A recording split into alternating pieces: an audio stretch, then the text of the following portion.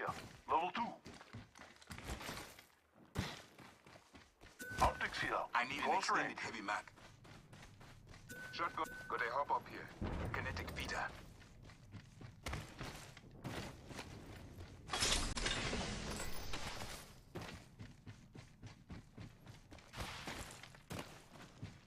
This way, perhaps.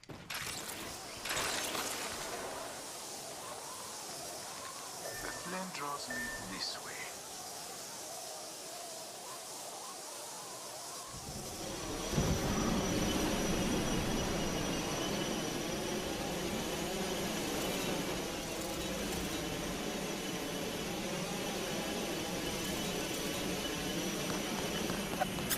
Bogey here, and I'm looking straight up their tailpipe.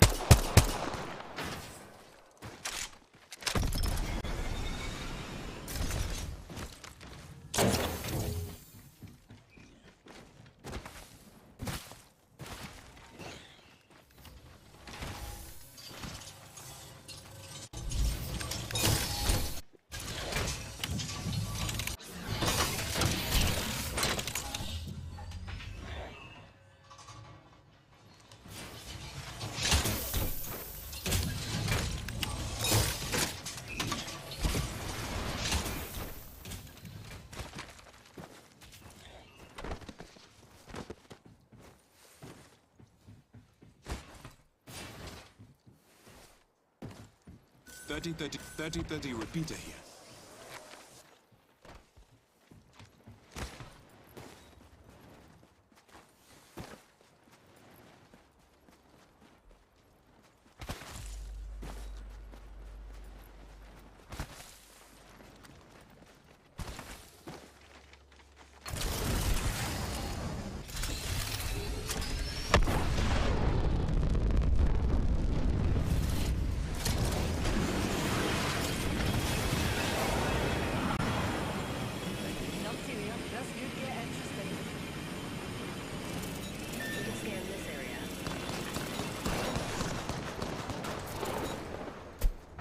This direction. Let's go.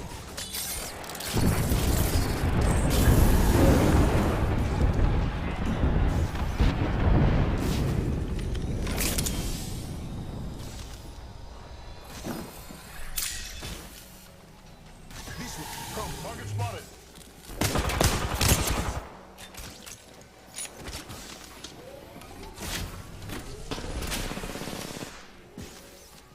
We must go here.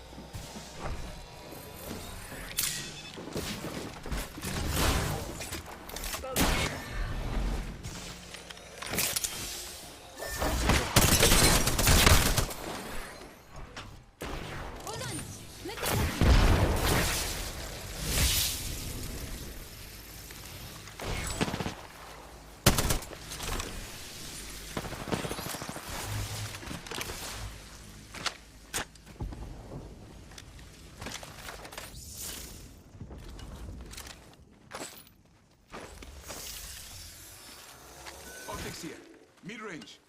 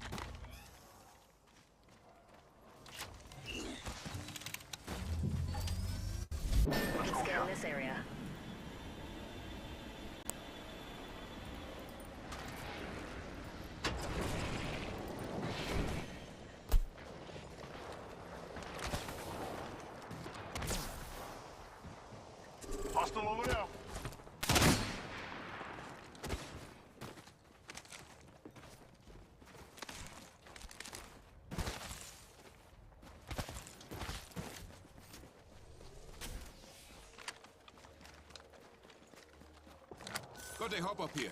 Kinetic feeder.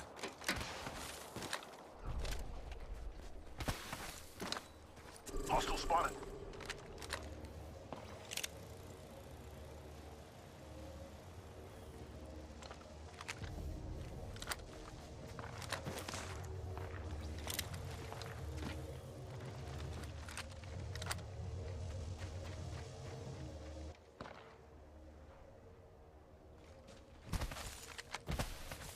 Let's go here.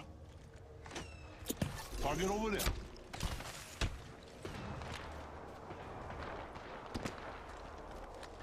No one's getting in that area. Target over there.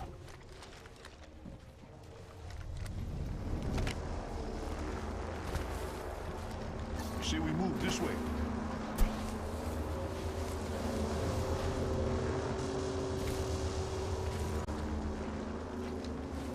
I say we move this way.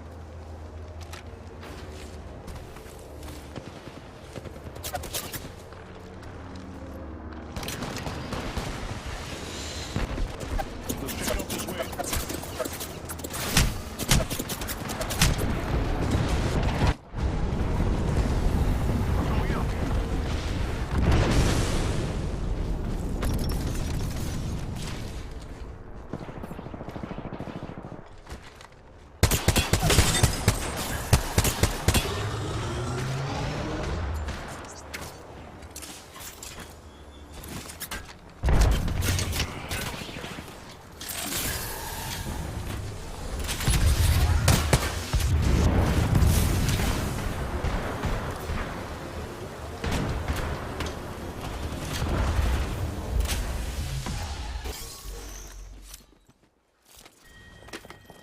Let's scan this area.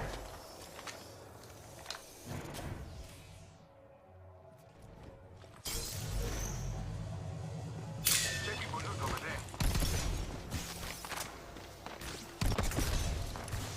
Something spotted.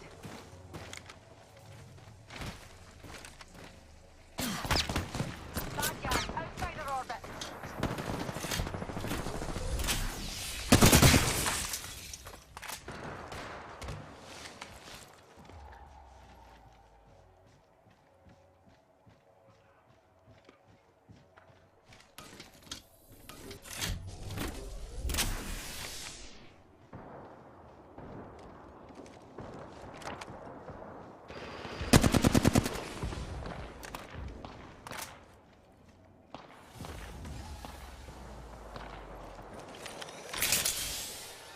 We must go here.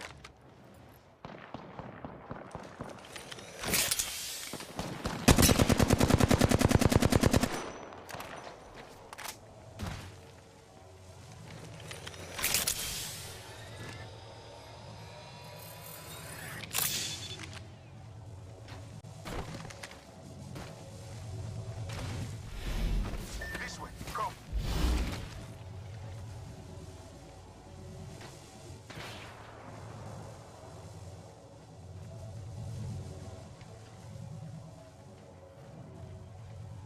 Rival spotted.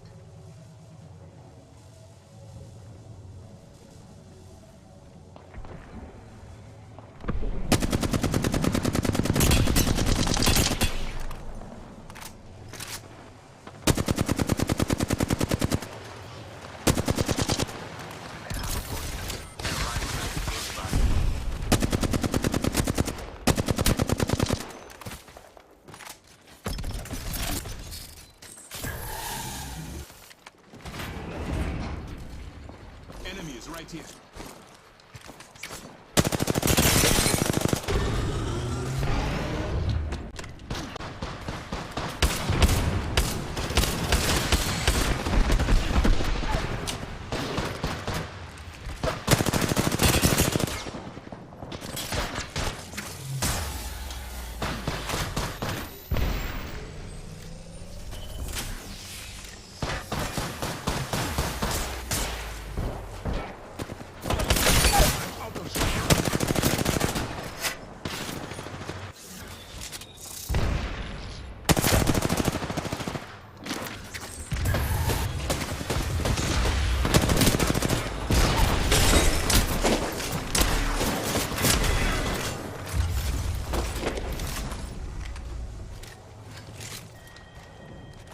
Come on, this way.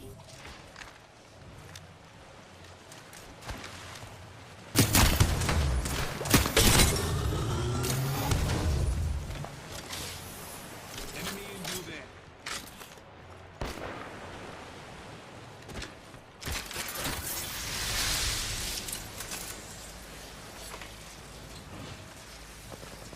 Interceptor here.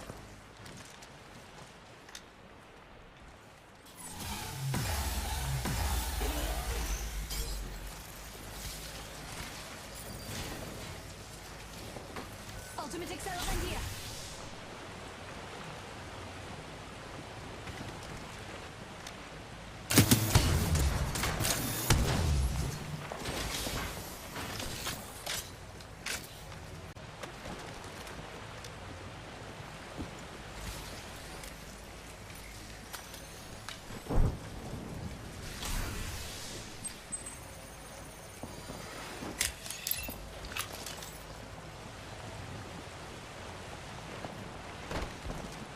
We can scan this area.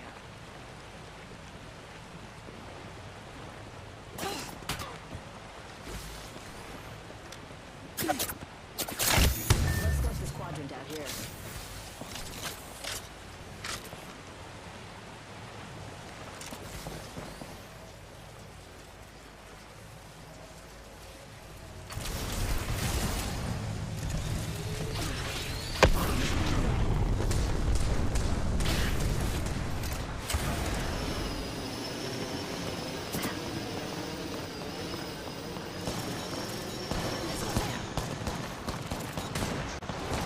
What's here?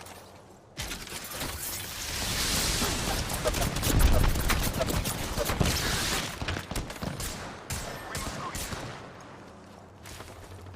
I am here, my friend.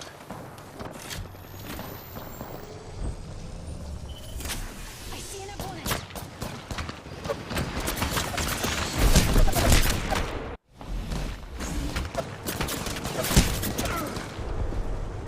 Naughty spotted.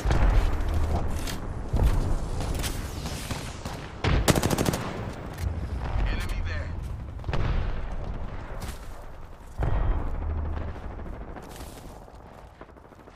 Spotted one.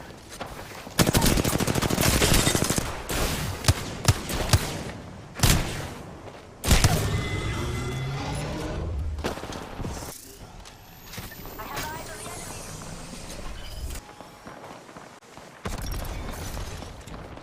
Optics here. Mid-range. Bogey there.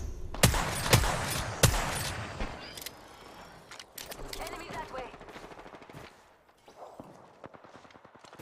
Enemy that way.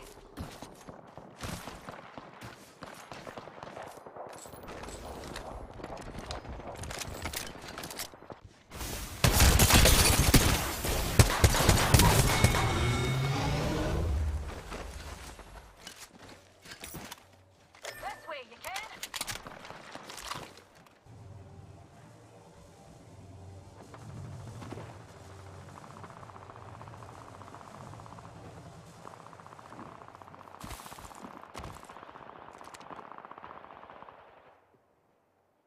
Enemy there.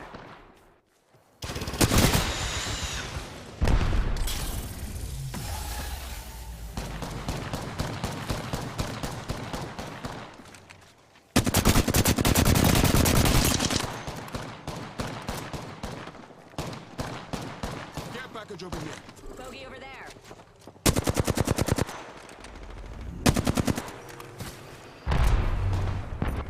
Opponent here.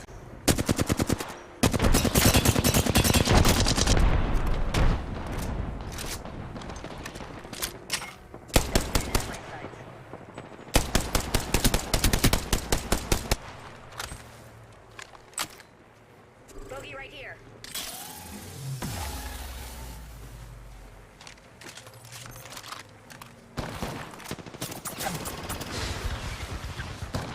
Best rounds are bombed this way. Enemy Let's is go right here. here. Are we numpty right here?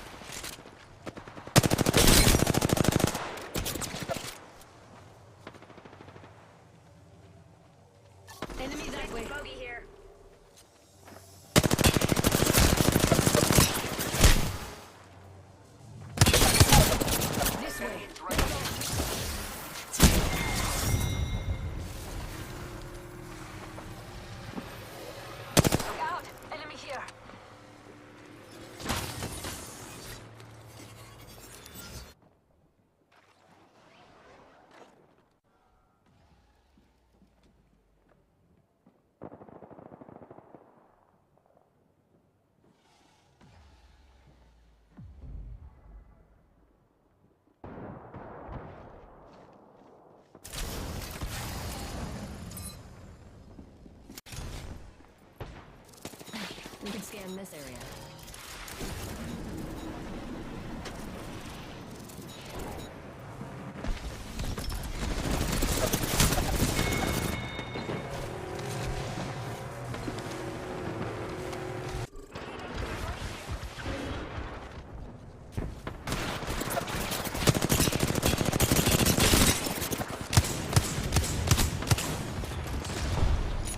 Bandit here.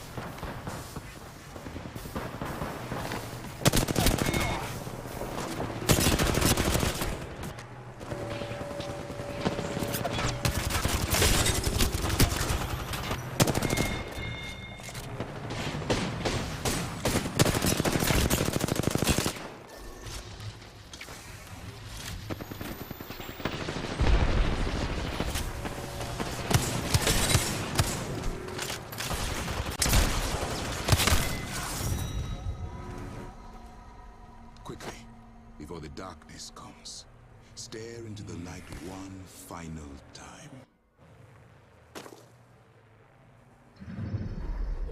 We have our...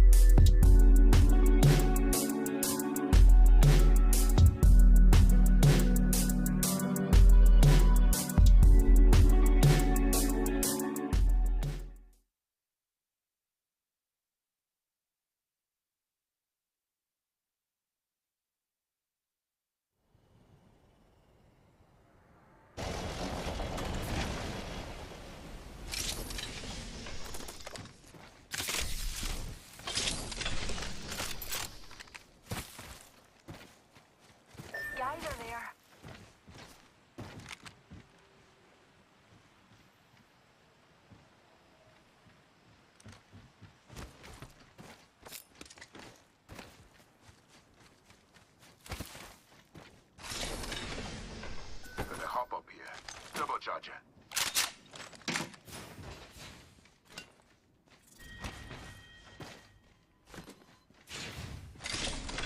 Peacekeeper here.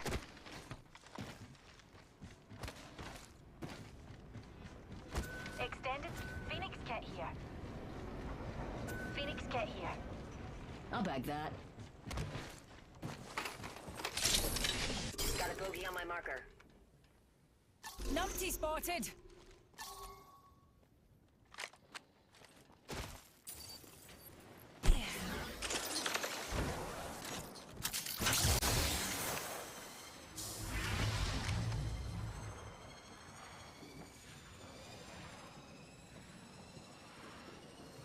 We could cruise over here. Forget that.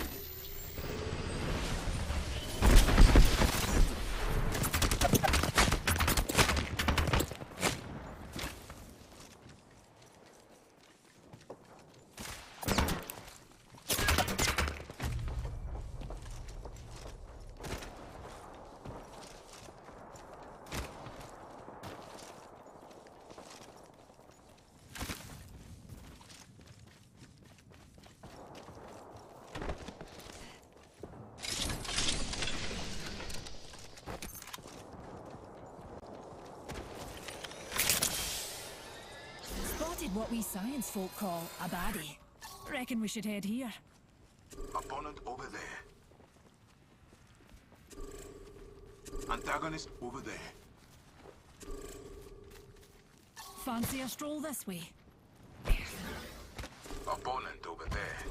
Nobody panic. This way, you can?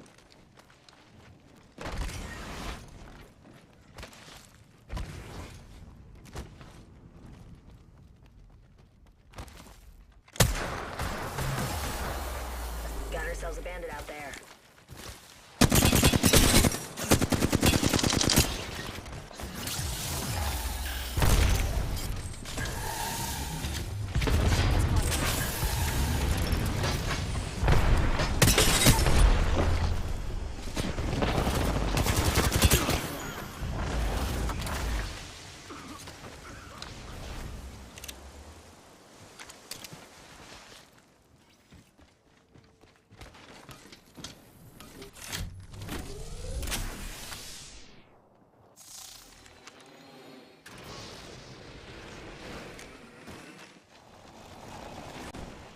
Another bogey. Sure. Another Hey, bogey. you there. The flame draws me this way. These direction calls to me. Let's go. Antagonist spotted over there. The flame draws me this way.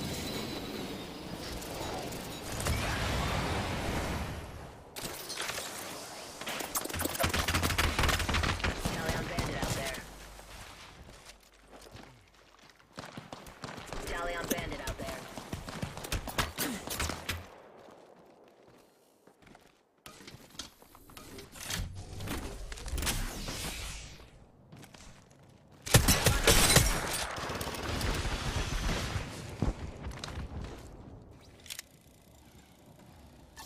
jet there.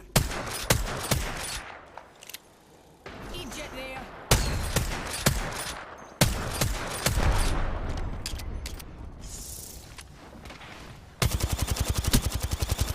Bandit here.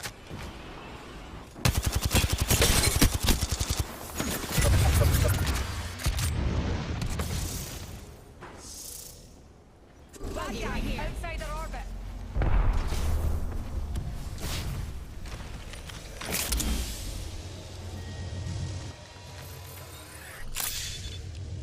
Fancy a wee stroll this way?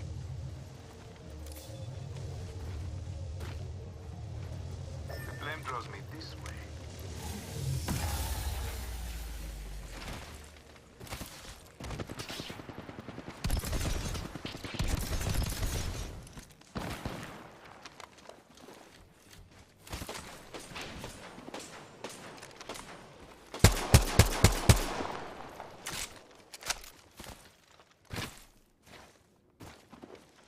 Enemy spotted far.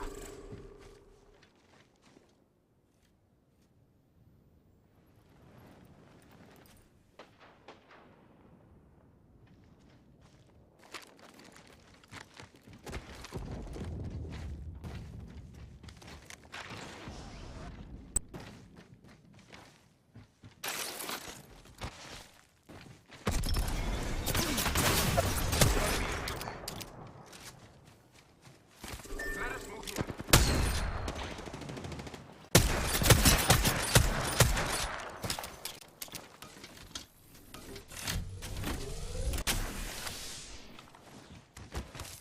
Let's scan There's this a wee area. uptick.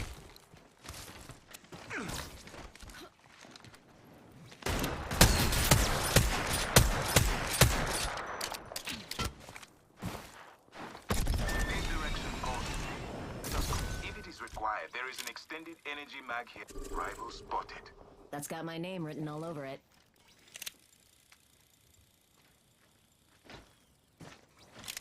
Rival spotted.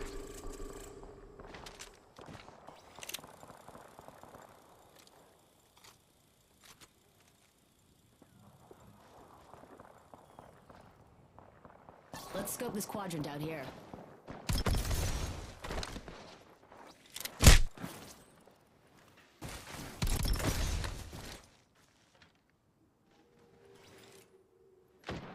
We must go here.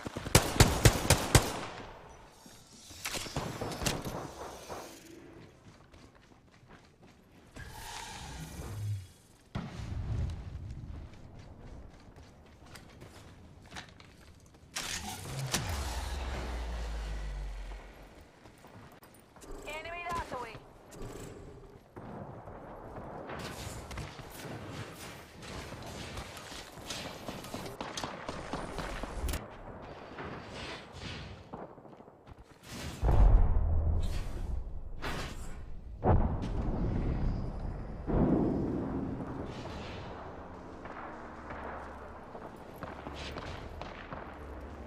We can cruise over here.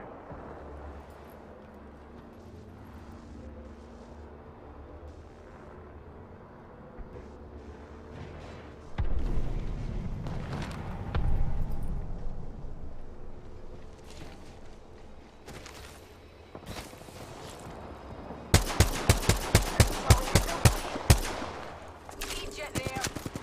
Enemy that away. E-jet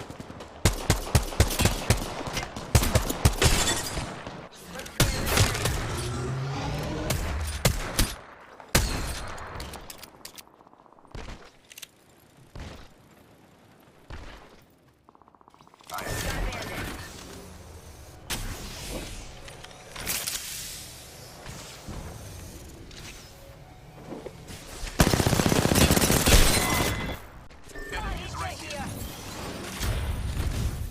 I gotcha. Hey, how about no more dying today? This way. Come.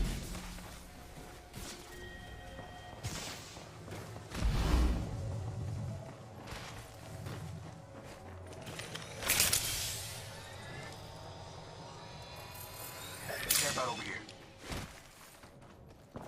Repeater here.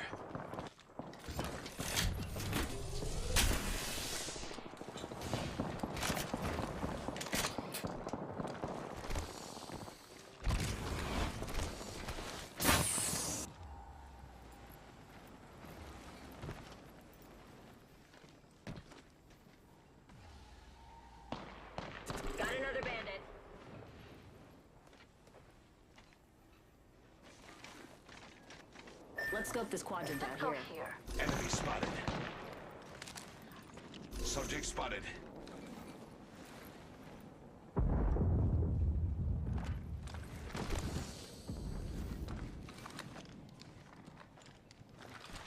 I bet we'll find something good here.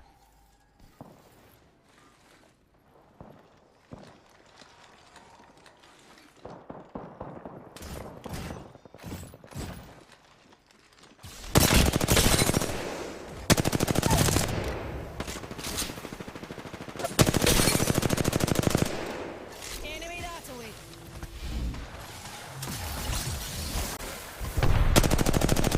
Enemy there.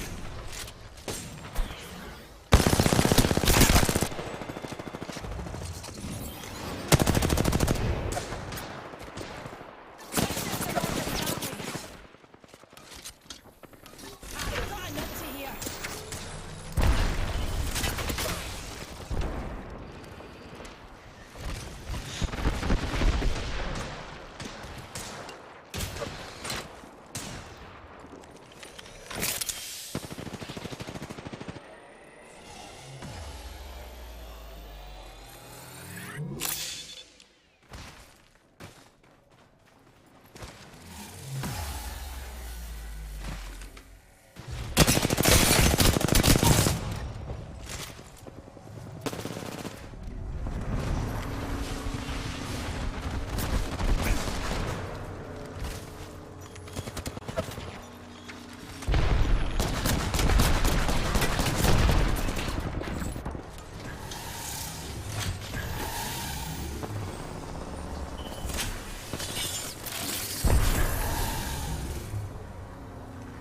Dumpty right here. Shield battery here. Hurling it on top of it.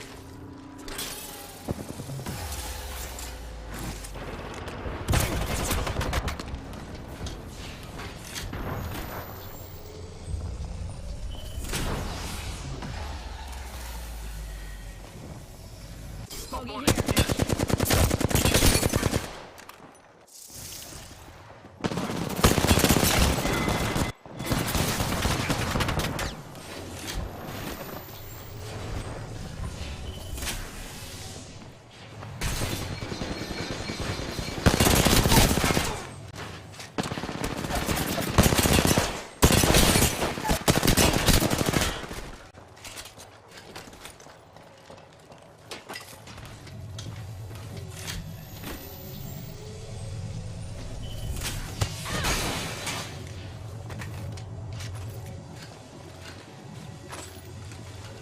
Got a bogey on my marker.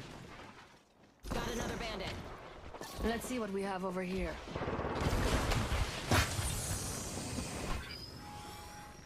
We should conduct a search right here.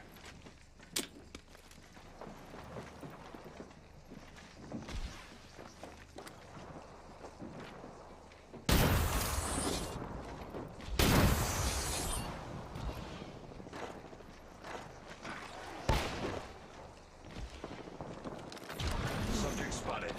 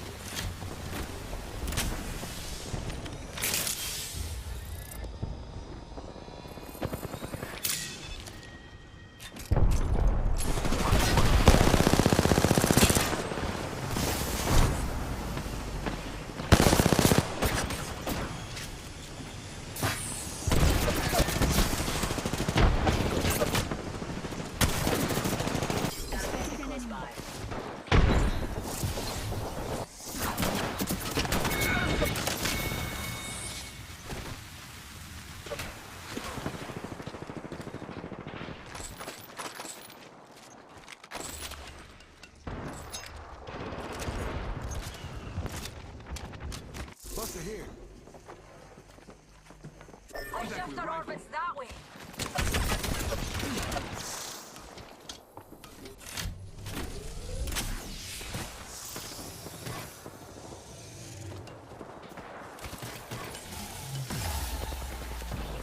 Bogey spotted out there. We've got a bad guy Tally on close. bandit out there.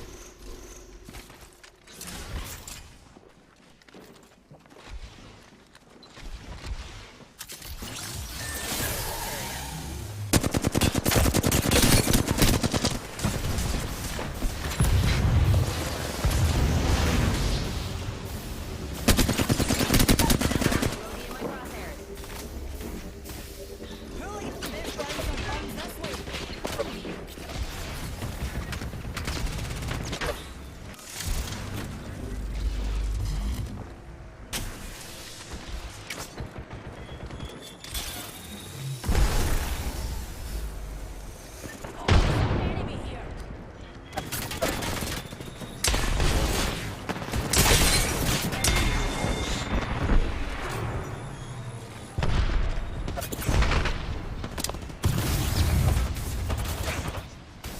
Bogey right here.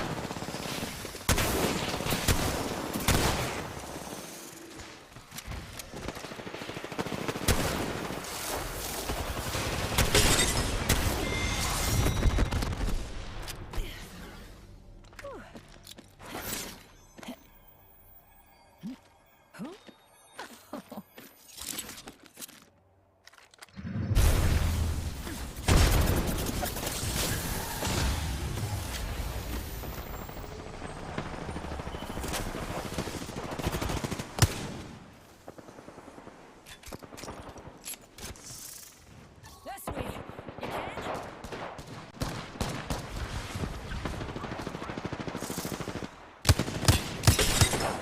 Got enough to here. Hooligan on top of us. Oh, there's enemy here.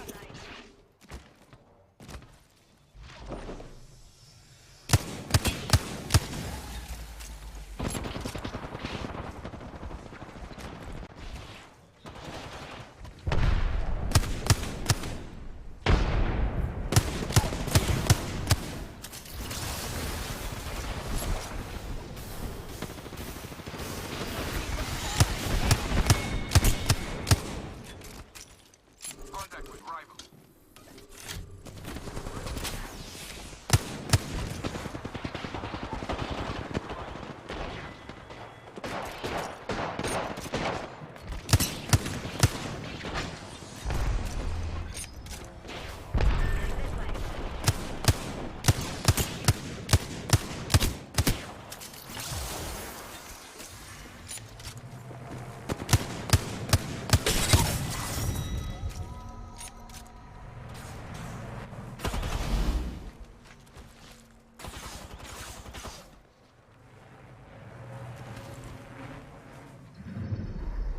We have our Apex champions.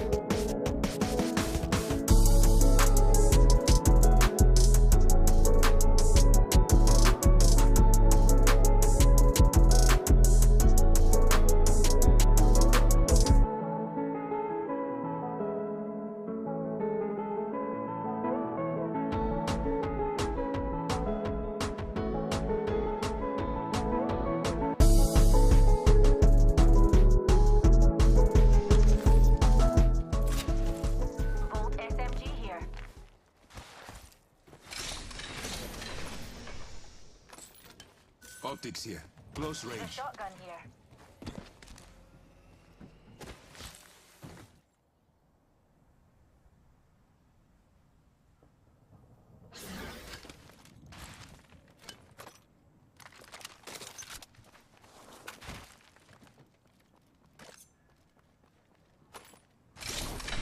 Sentinel here.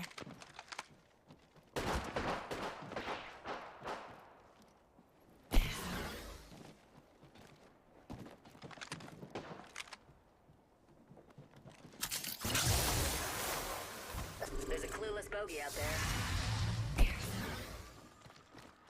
Numpty there. This could get interesting.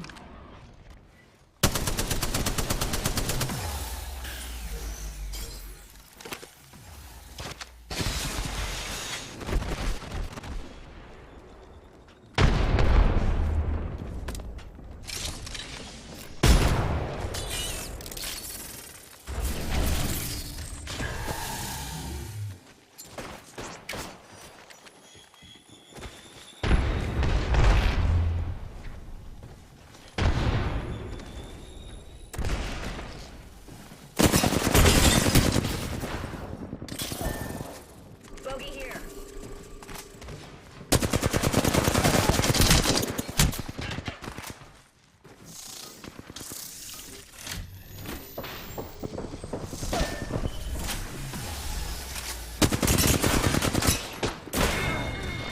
Body shield here. Level 4. That's got my name written all over it. Optics. D7 scout here.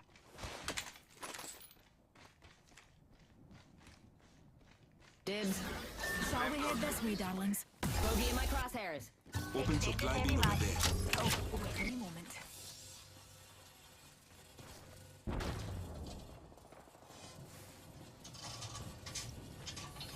Spotted him.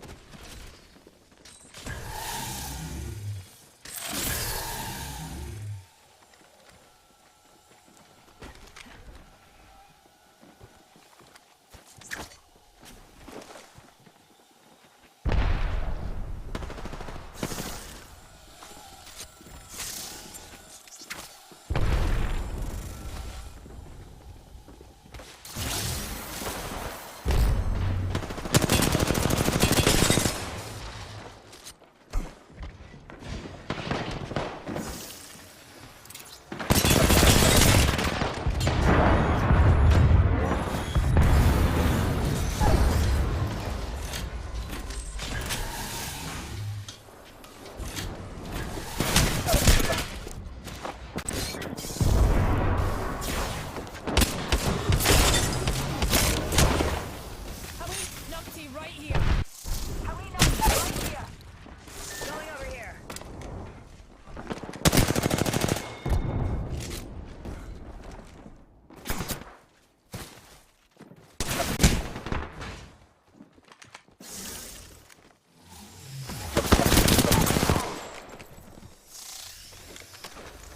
Let's shift our orbits that way.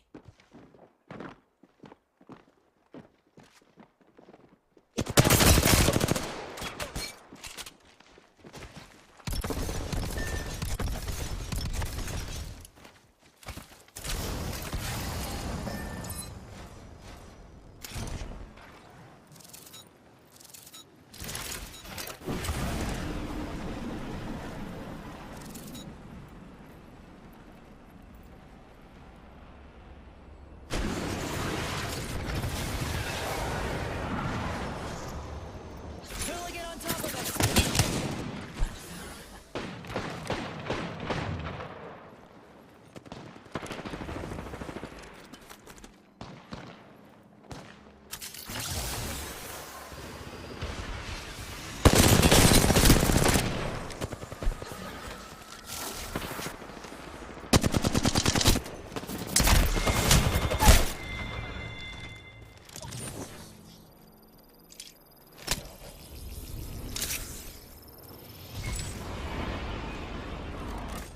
Let's go that way.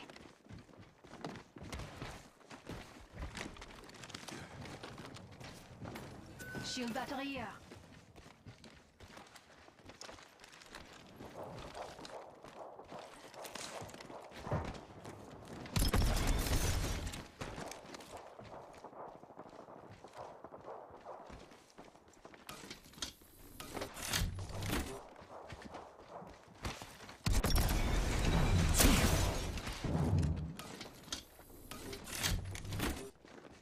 could cruise over here.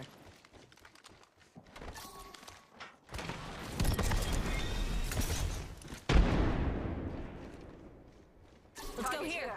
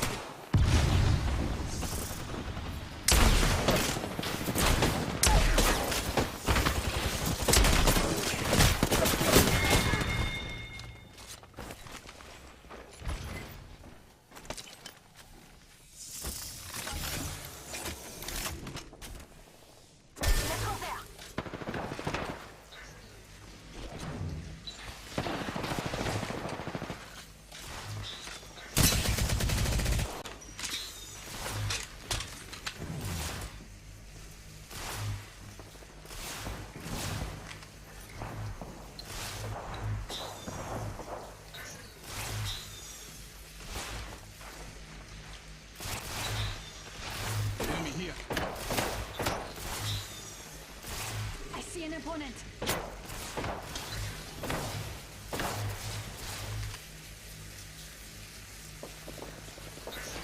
We can cruise over here.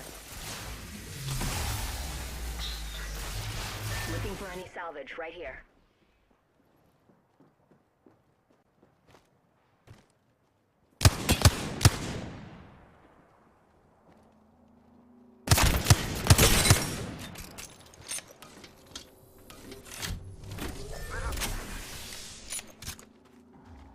Opponent over there. Rival, right here.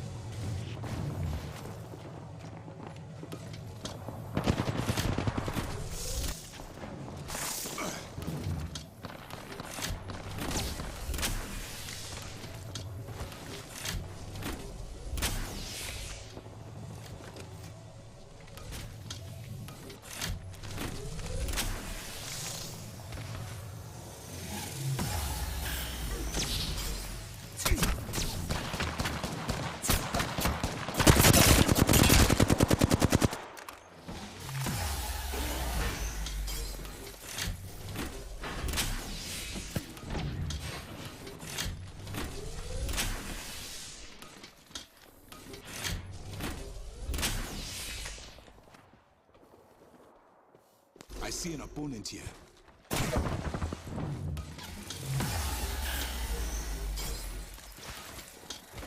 This way, perhaps.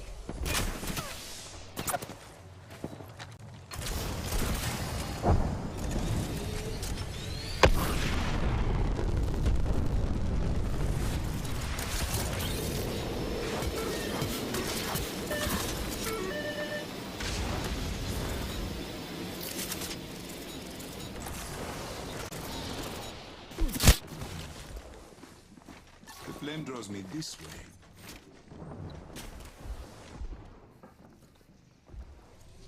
Antagonist in sight. We can scan this area.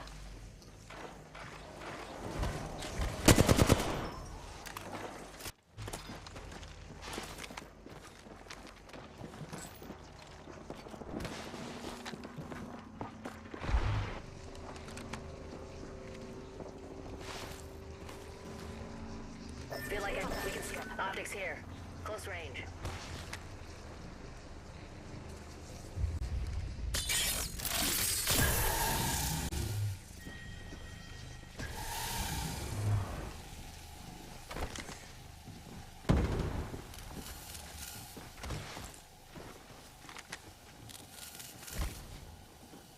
Opponent over there.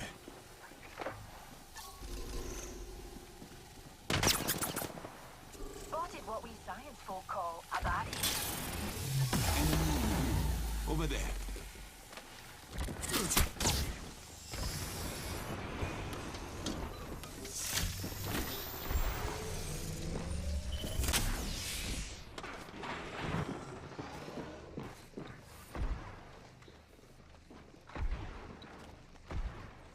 Shall we head this way, darlings? Oh my, an enemy. Copy. There's a clueless bogey out there.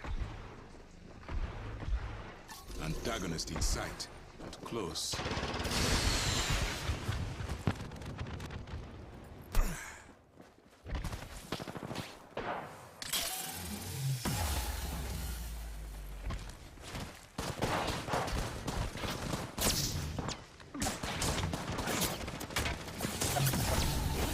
Bogey over there.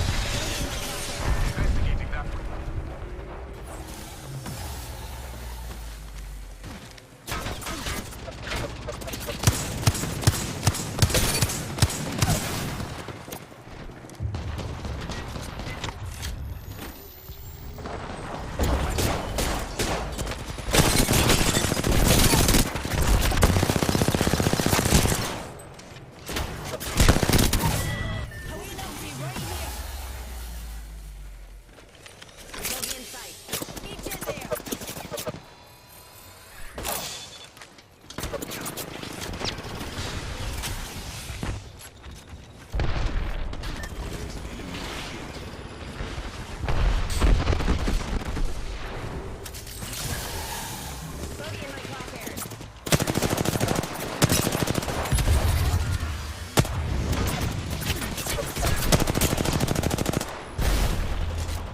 Gonna zoom over there.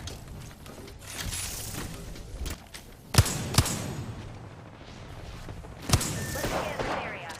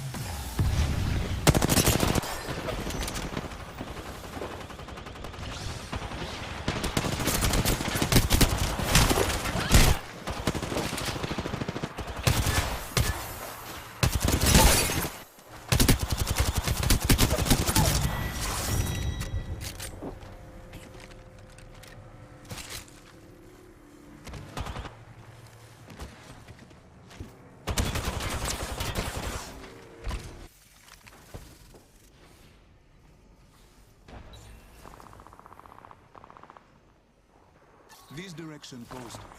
Let us go. Let's go here. Allons-y. The flame draws me this way. Let's go that way.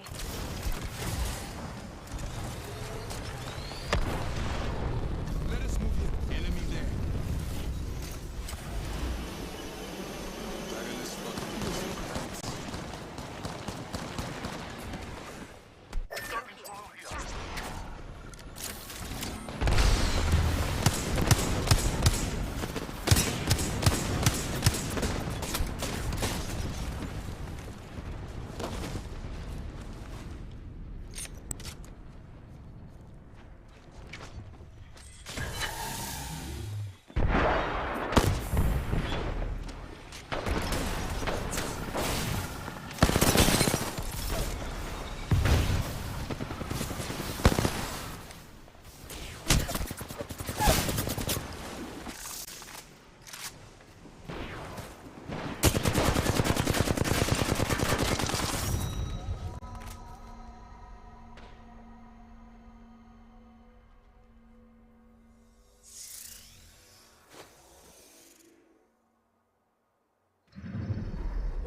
We have our Apex champions.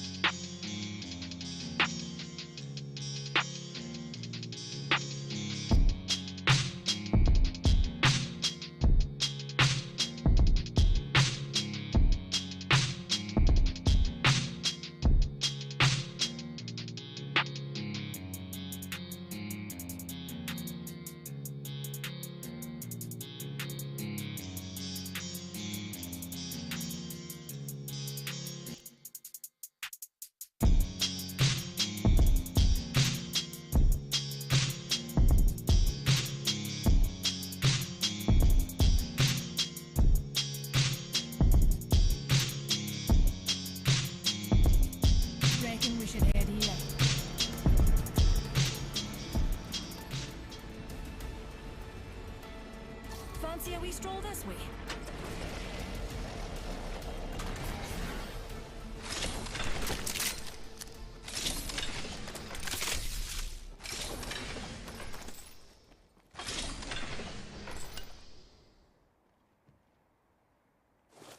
Optics here.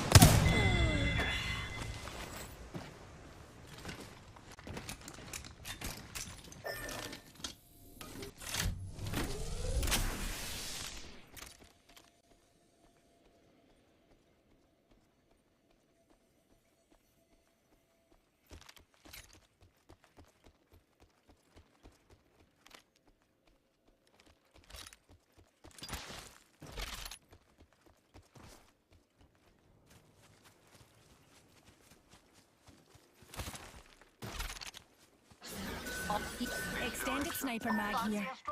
Optics here. Close range. Evo field here. Abandoned I'll take it, mate.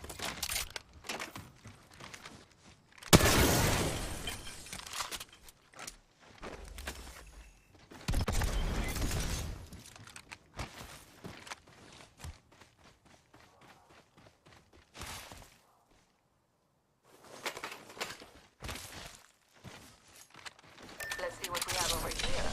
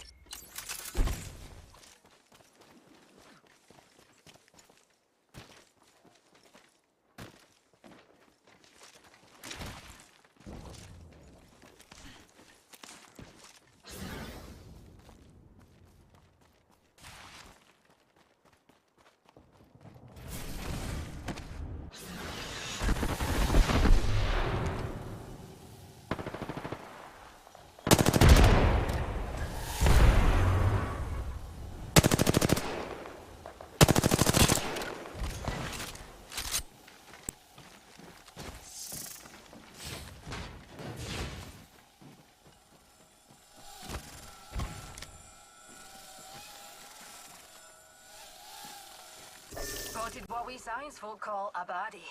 Closed door, Will buddy. you help your mom watch over there? There's an Egypt. There's a wee numpty. This direction calls to me. Let us go.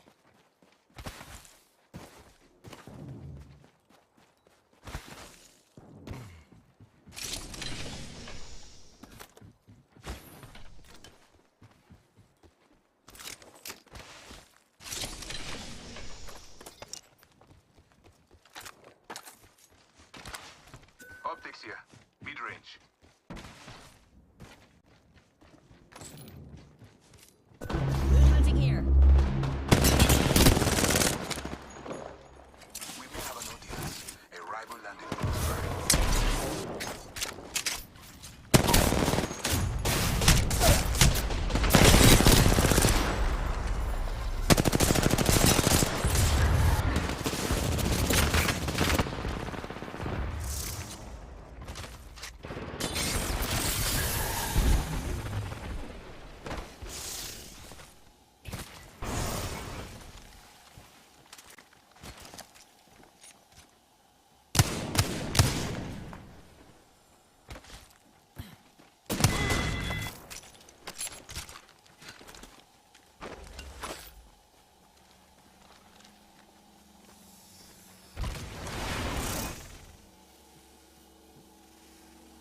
Bogey there.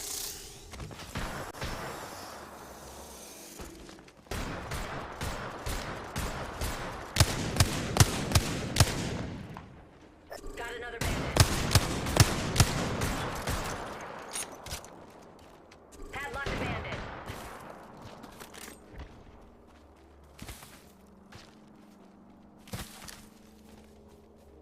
Let's scan this area.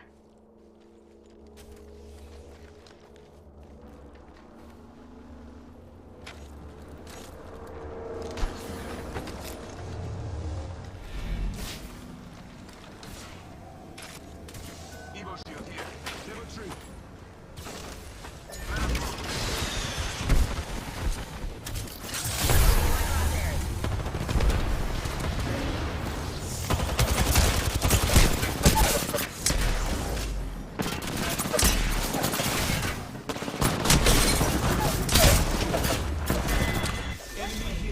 I'm here. So let's get you a do-over, huh?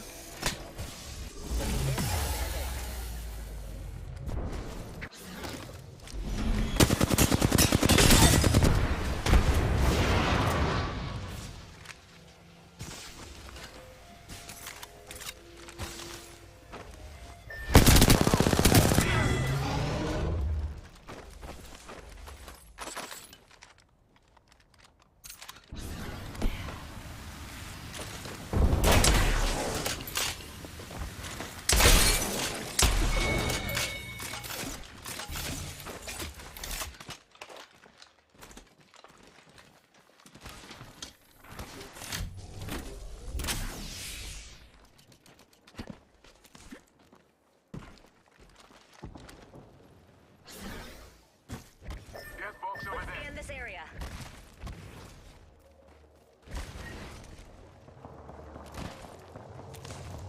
Shall we head this way?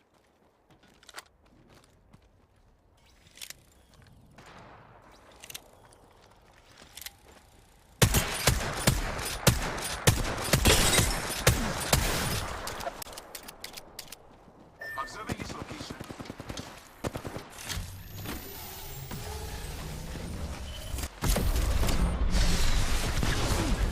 Enemy here.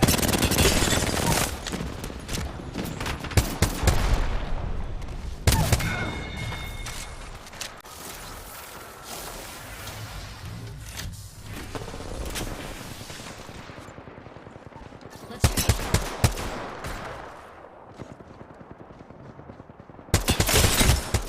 Bogey over there.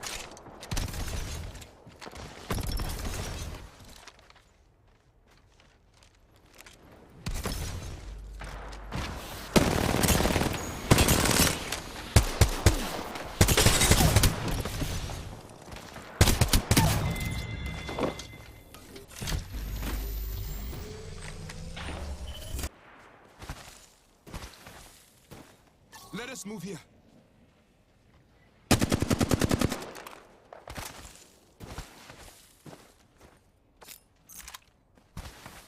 Enemy there.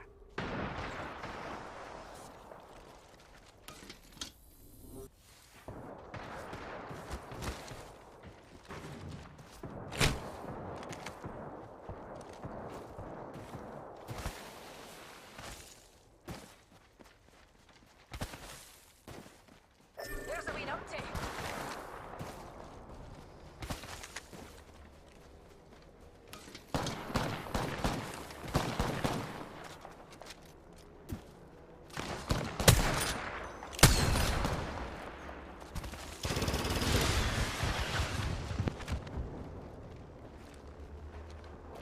Bogey there.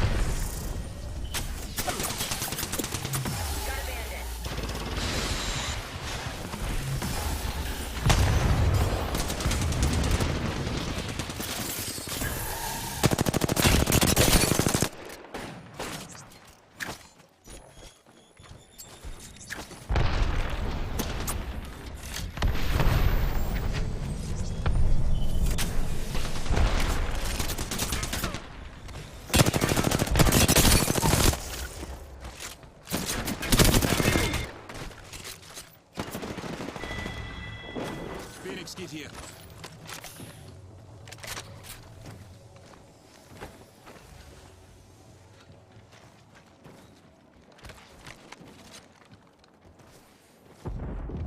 Medkit here.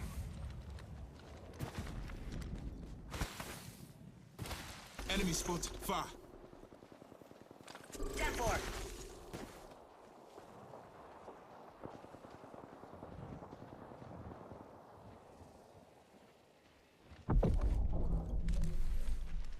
Bogey spotted out there. The flame draws me this way.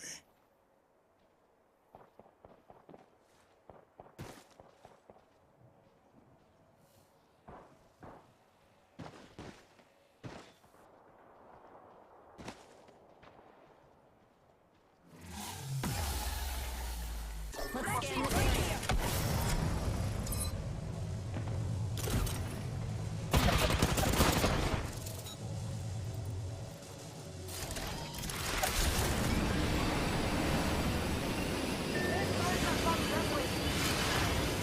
Enemy there. Got a bogey on my marker.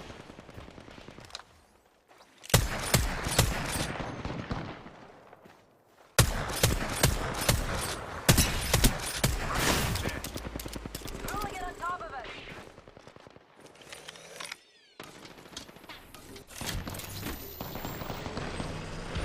Another bogey. Let's go here. Let's shift our orbits that way.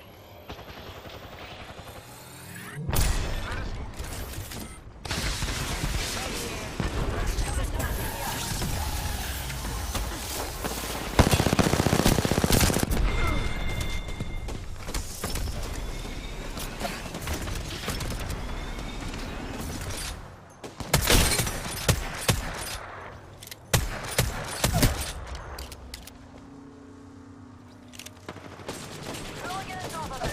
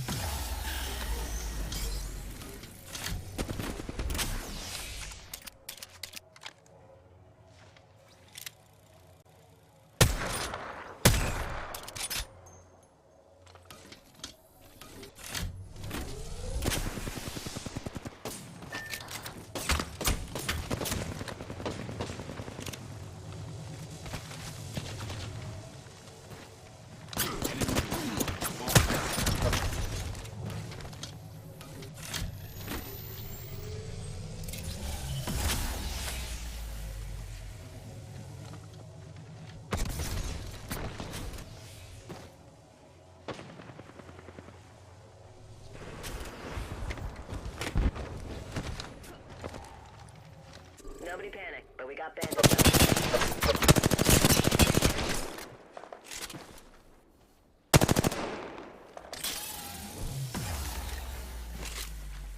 Enemy spotted. They are far.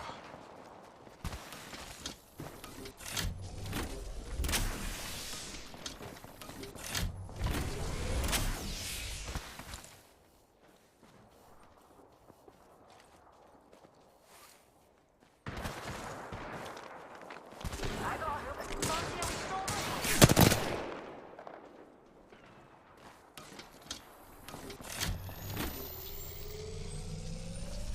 Contact with rival.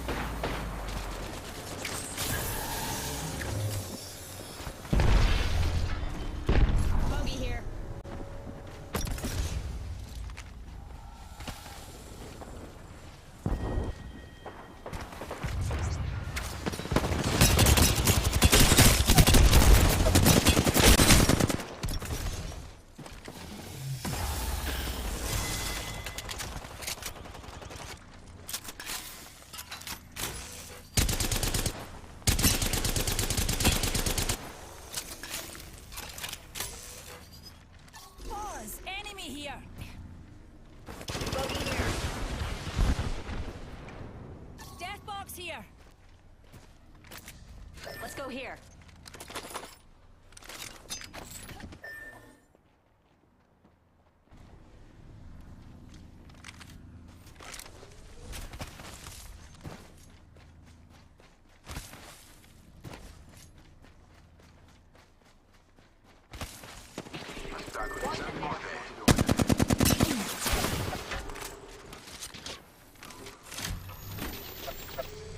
Opponent over there.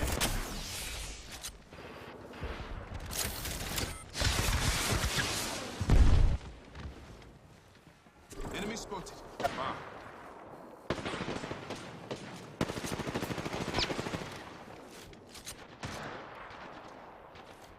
Padlock the bandit.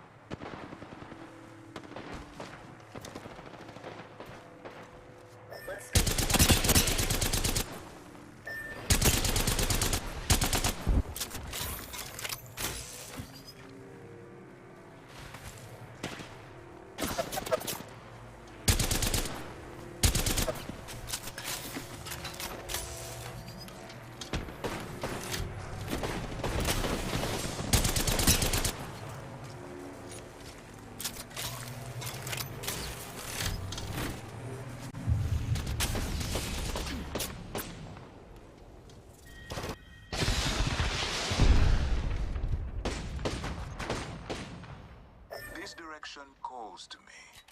Let us go.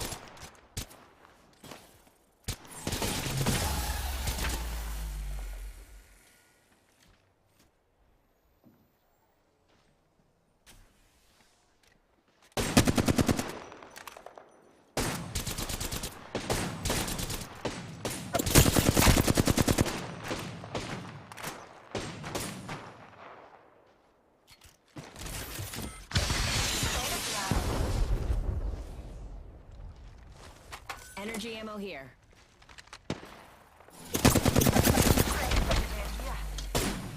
Spotted a lamp over there.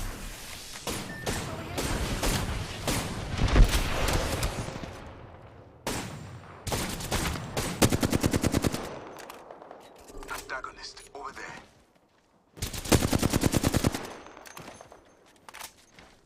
Let's scope this quadrant out here.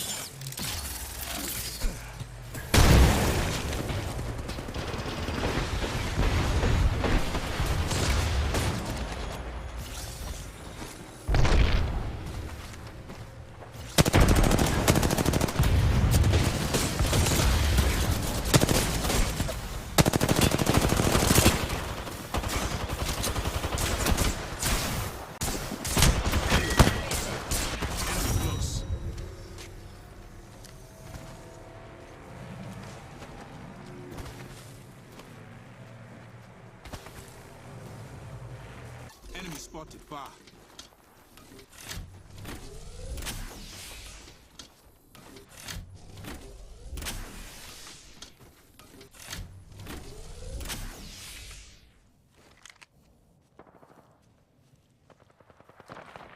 Contact with hostile.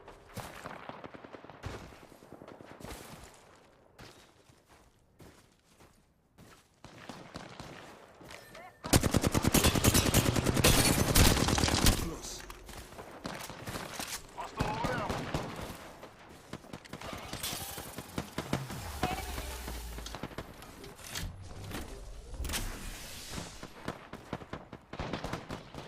This way. Come.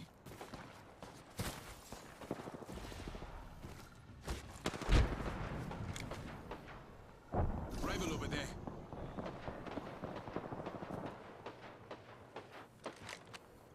Rival, there. Target over there. Enemy in view there.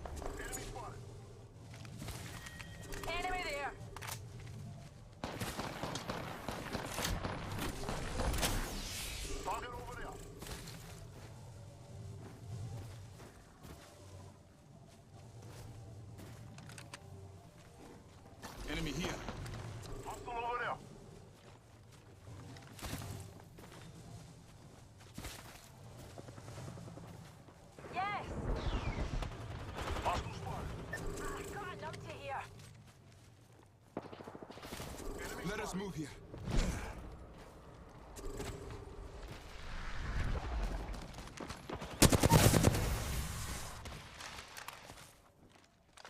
Light ammo here. Target spotted. Enemy. Clear.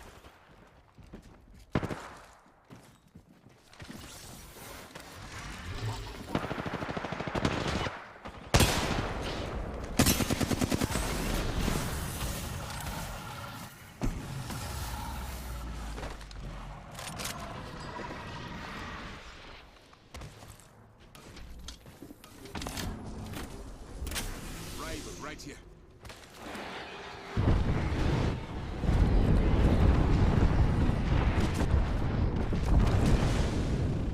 Contact.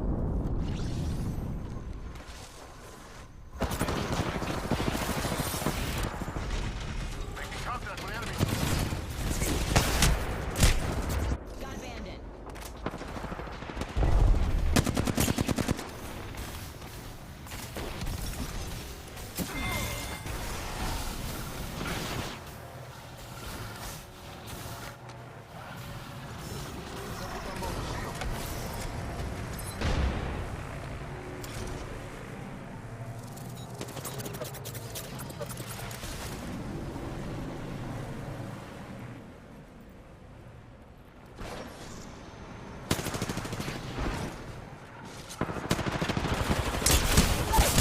Enemy here.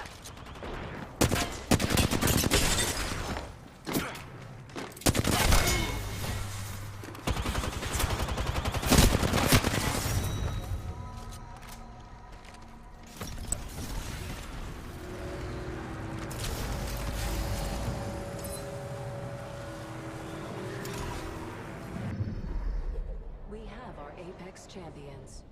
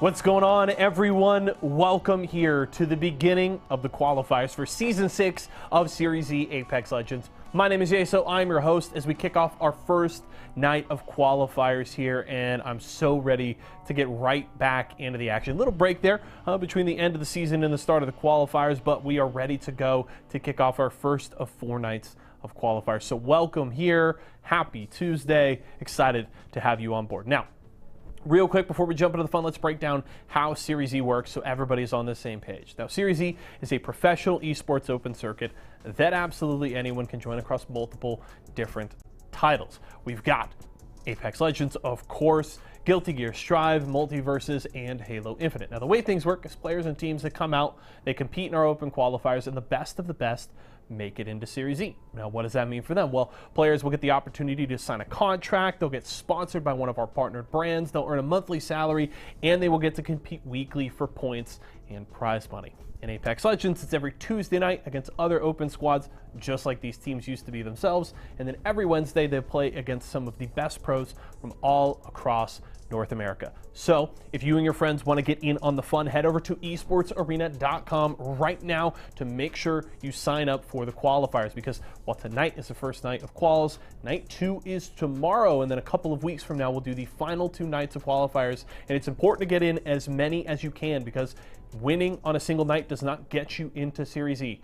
We will be determining qualifiers by the most overall points throughout the entire qualifier. So you've got to get in, make it to the final round, and then put up as many points as you can. So make sure you're coming out night after night during these 4 nights of qualifiers to make sure you can lock in your spot for Season 6 of Series E Apex Legends. So looking forward to that. Of course, I do have to give a very special congratulations here at the top of the show to our good buddies on Team Esports Arena. Last night, if you guys were watching, they qualified for Pro League here in North America for the ALGS. We are so proud of them and looking forward to seeing them compete in Pro League very soon. And if you want to compete against them during the season, I hope you're signed up for qualifiers already. We are ready to go. My good friends T Squared and Dia will be bringing you all of the action throughout tonight's show, and I'll be here to break things down in between and check out some awesome replays. I hope you are ready. I hope you're strapped in. You got a nice drink with you, because we're ready to go. Let's kick off our first night of qualifiers here for Series E Apex Legends. Series E. Series E Apex Legends. Apex Legends. Series E Apex Legends starts right now. Lion is down! Luxford is out! But with Lustimonios gone, it's gonna be an exasperating win now. They've got the angles, they've got the players, they've got the numbers, and they should have the win! It's been an amazing day of Series E. You're not done kills, actually ripping apart the final player of Renegade. That's gonna be elimination there.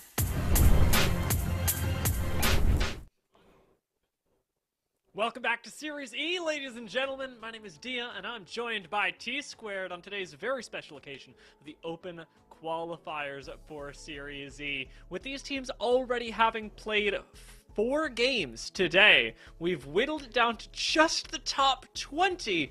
Those 20 now have the chance to accumulate some points and get themselves that Series E spot, T Squared.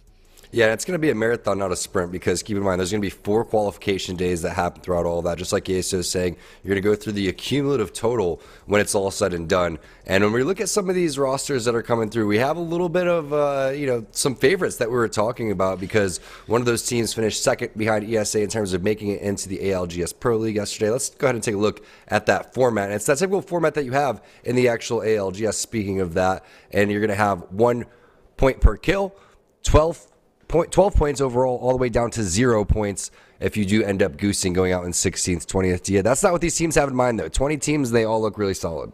Yeah, and I bet they're all thinking about how to get the most kills possible as well, because if I learned anything from yesterday's games in the ALGS qualifiers, is that kills are sometimes the most consistent way of putting up performances game in and game out. Finding that singular squad wipe is as good as picking up a 6th to 7th place. You do that multiple times, you place well, and you are going to be home free. For so many of these teams as well, there's going to be this period of adaptation, and for that, I'm glad that we are going to be on World's Edge for all of today. We'll be playing 5 games, all of them on the map that we know and love, is really the start of competitive Apex. No doubt about it. Definitely want to get those kill points while you can. Taking team fights are extremely important. Not only that, you just don't want to be that team that lacks team fighting skills, because that's when you end up getting caught out. That's when you get exposed for what your weaknesses are, basically. So if you're able to team fight your way through, and then you can pick up some decent placement points, you're going to be in a pretty good spot. And usually the teams that are already snowballing are going to continue to snowball this lobby. As we take a look at some of these rosters now, slept on, that team in the top left, definitely my favorite in terms of who's going to be making it through, because these guys just started competing in Series E recently, had an opportunity to get into Psycho's Discord. He has a great Discord for the top 250, 500 players. They're constantly grinding it out, constantly playing ranked. They're playing in multiple different tournaments that are going on and taking place right now. You have some former pros in there like Mooman on Sniper Gang, who's a very solid player. Rowdy Life and his team, Phase 1 Esports, are a team to watch out for. Redeem, Z Davis, Crow, and Joey, another really good squad. Buff, Aim Assist, Locks, Key, and Zanu. Those are my squads off the top of the heads that really stand out. Yeah, and for good reason. A lot of people who hung around the Challenger Circuit scene last split and the split before are also going to recognize teams like Transatlantic Gaming that are in the bottom left of your screen, if I'm doing that right. And for all of these names that have split up and have rejoined different squads in the Challenger Circuit, in the Tier 2 scene, I'm excited to see what pairings they've come with when approaching this new meta, when approaching a new season of Apex Legends. I remember Holiday is around here somewhere as well. I'm looking for the team that he's on this graphic, but he, coming from RCO, is going to be somebody that I'm definitely looking out for. Yeah, Meowdy with Cody, Awesome Tryhard, and Prob Garrett. That's another ranked squad that is a very formidable team that could put up some serious points. But when you look at these rosters, again, you want to go and take team fights because you want to be able to pick up as much points as possible, not just today, but throughout all 4 of these, nights that we're going to be playing throughout the qualification process. And it's kind of similar like our open nights, right? The open nights run very fast pace. They're constantly taking team fight after team fight. If that's the case, you're going to be running Horizon, Seer, and Valkyrie. That's going to be the most common composition that you should see throughout all of this. If you're not running that, you're probably going to be at a disadvantage. Yeah, I got my fingers crossed. I got to be honest with you, Squared. EMEA just yesterday in their Pro League qualifiers were starting to whip out some ramparts. So I'm hoping, but I'm not going to get my hopes too high up, as already Briz and Rose are demonstrating exactly the composition that you were thinking we'd see mostly today, and I have no doubt that you're absolutely right.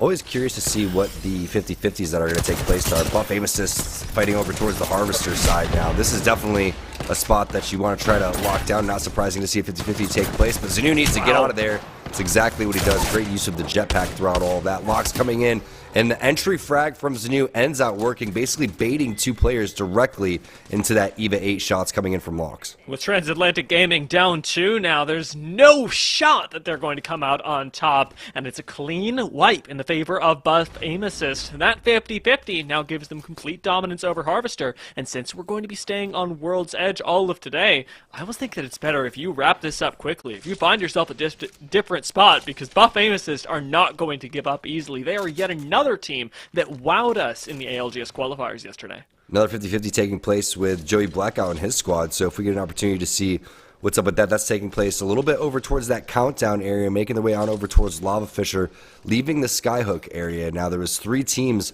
that skedaddled on over there, which means there was probably a little bit of a fight happening over towards Countdown too, and that fight continues to take place, and you also see how important that 50-50 was to win, because the zone's going to pull over that way, Dia. It's going to pull over towards Harvester, most likely kind of right where Key and Locks are located. So locking that area down, going to be crucial. Now the question is do you leave this area and just kind of gatekeep?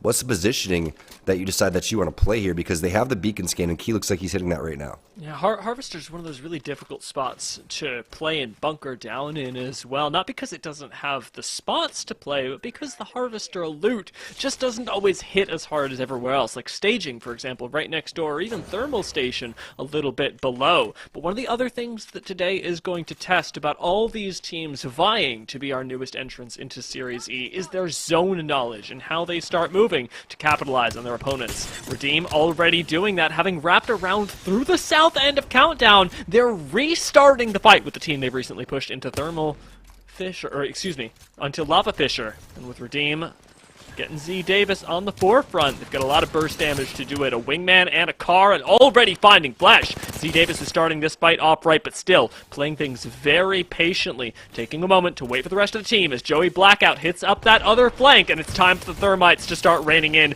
Crow's on the way, and Joey is going to be doing some serious damage with this new castle as well. Frag comes out, and Joey gets some good damage, able to back off just in time as the frag lands for a little bit more DPS. Laser Cat Squad's gone down, but it's a 1-4-1 as Z Davis, 50% HP inside the building, finally managed to get a little bit of verticality, opening up Crojo on the inside to lay in the additional damage, take down the Loba on the roof with just a little bit of extra help from the 301, and take a reset to continue propping this team up. Tough fight right here for Redeem. You'd not expect dropouts to be able to do so well. There goes the sear scan. That's the cancel potentially onto the res, but the wall climb is going to be big. Also, the use of the AC unit. There's the additional knock right there. It's going to be such an important fight for Redeem to go and win. You do not want to lose this 2 versus 3 after you've already had the caustic down. Crowsjo is extremely healthy. He knows that the Q is down right now for Sear, so immediately going back for the res onto Z Davis. They need to get Joey Blackout up too. Z Davis should probably end up going for that res onto him, and then that forces a really tough spot as Crowsjo goes for the black hole and is able to connect, and that's all she wrote for the dropouts. But a little bit sloppy, and shockingly no third parties came in for Team Redeem. They got a little bit lucky there. It was a cool finish. I give him extra style points for the black hole that let him know that there was going to be no escape from Crojo at the end. We'll see how this team ends up moving themselves down as Redeem do still want to fight their way back into Series E. Buff Aim Assist in the meantime, the team that we mentioned already had God positioning on Harvester. First dibs on whatever they would like, are still deciding largely what they're going to do, playing a little bit further out into the POI with Spire Esports starting to push up. If you take the fights over here, you have to worry about getting third party because there's going to be a handful of teams that aren't really confident in their team fighting, but they know that the zone's going to be over towards Harvester, and you can see all the teams really starting to coexist, making their way over there. Spire doesn't have very good loot. You can see this charge rifle doesn't have very good scope on it.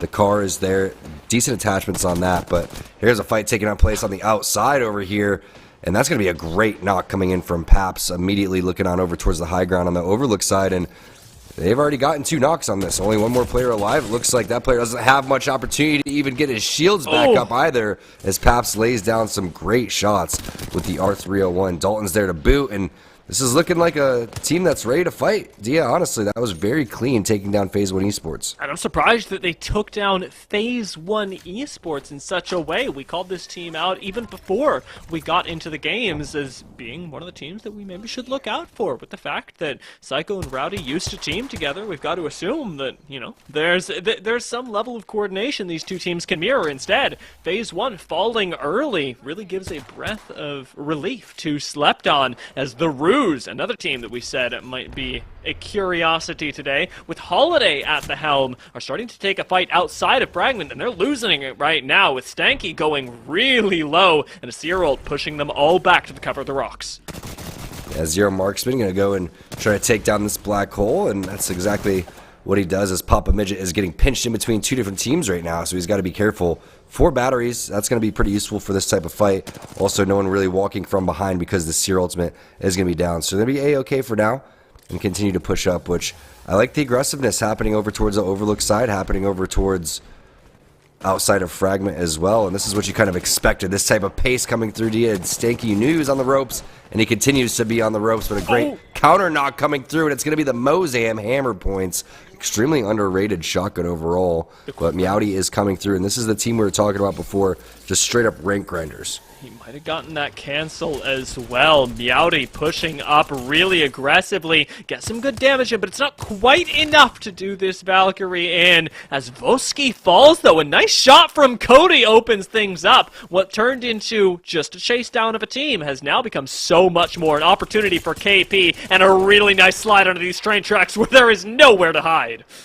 The Wingman Havoc combo is actually fairly nice, especially when you have the turbocharger. A lot of people will say, oh, I kind of want the R9 or a PK, something along those lines, but the Havoc, very rarely is it traded shoulder to shoulder, and you can maybe have a car or something like that.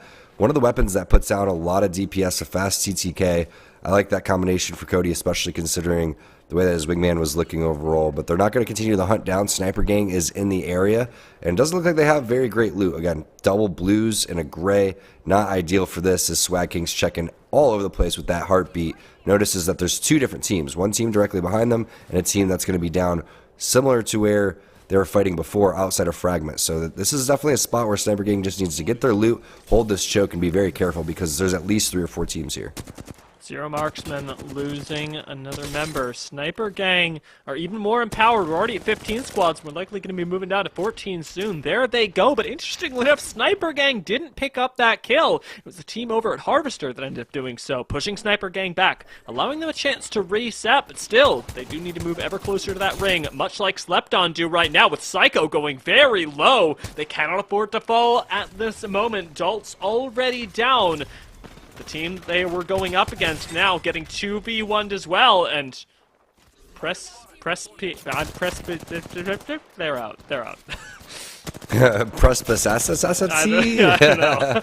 Garrett gets the knock on a Karma. These are two teams that we were highlighting before, and it's nice to see them duking it out over towards the choke area. Great shots from Awesome Tryhard. Karma's going to end up going down. There's the Havoc that we were talking about, and Cody is putting in some serious work as Slepton gets eliminated. You still have Mooman and his squad coming in from behind, too, for the third party, but Meowdy barely takes any damage right here. You can see only Cody was on the verge of losing shields. The Seer ultimate's down, so no one really wants to push through that. So great job by Awesome Tryhard and their squad. Now we're back on board with Who, and this is that choke that's seeing a ton of action. We've already seen at least 2 or 3 fights over here, and we're going to see 2 or 3 more. This is another one of those squads that we've got to keep our eyes on. The addition of Greatsword onto the high ground is going to be really powerful for them, but he gets pushed right back by shots from the 30-30 with one of our favorite teams, Slepton, already out. I do wonder how much crazier this lobby is going to get. Meowdy really running things right now with their speed of rotation. I wouldn't be surprised if they come to third party this fight if it goes on too long.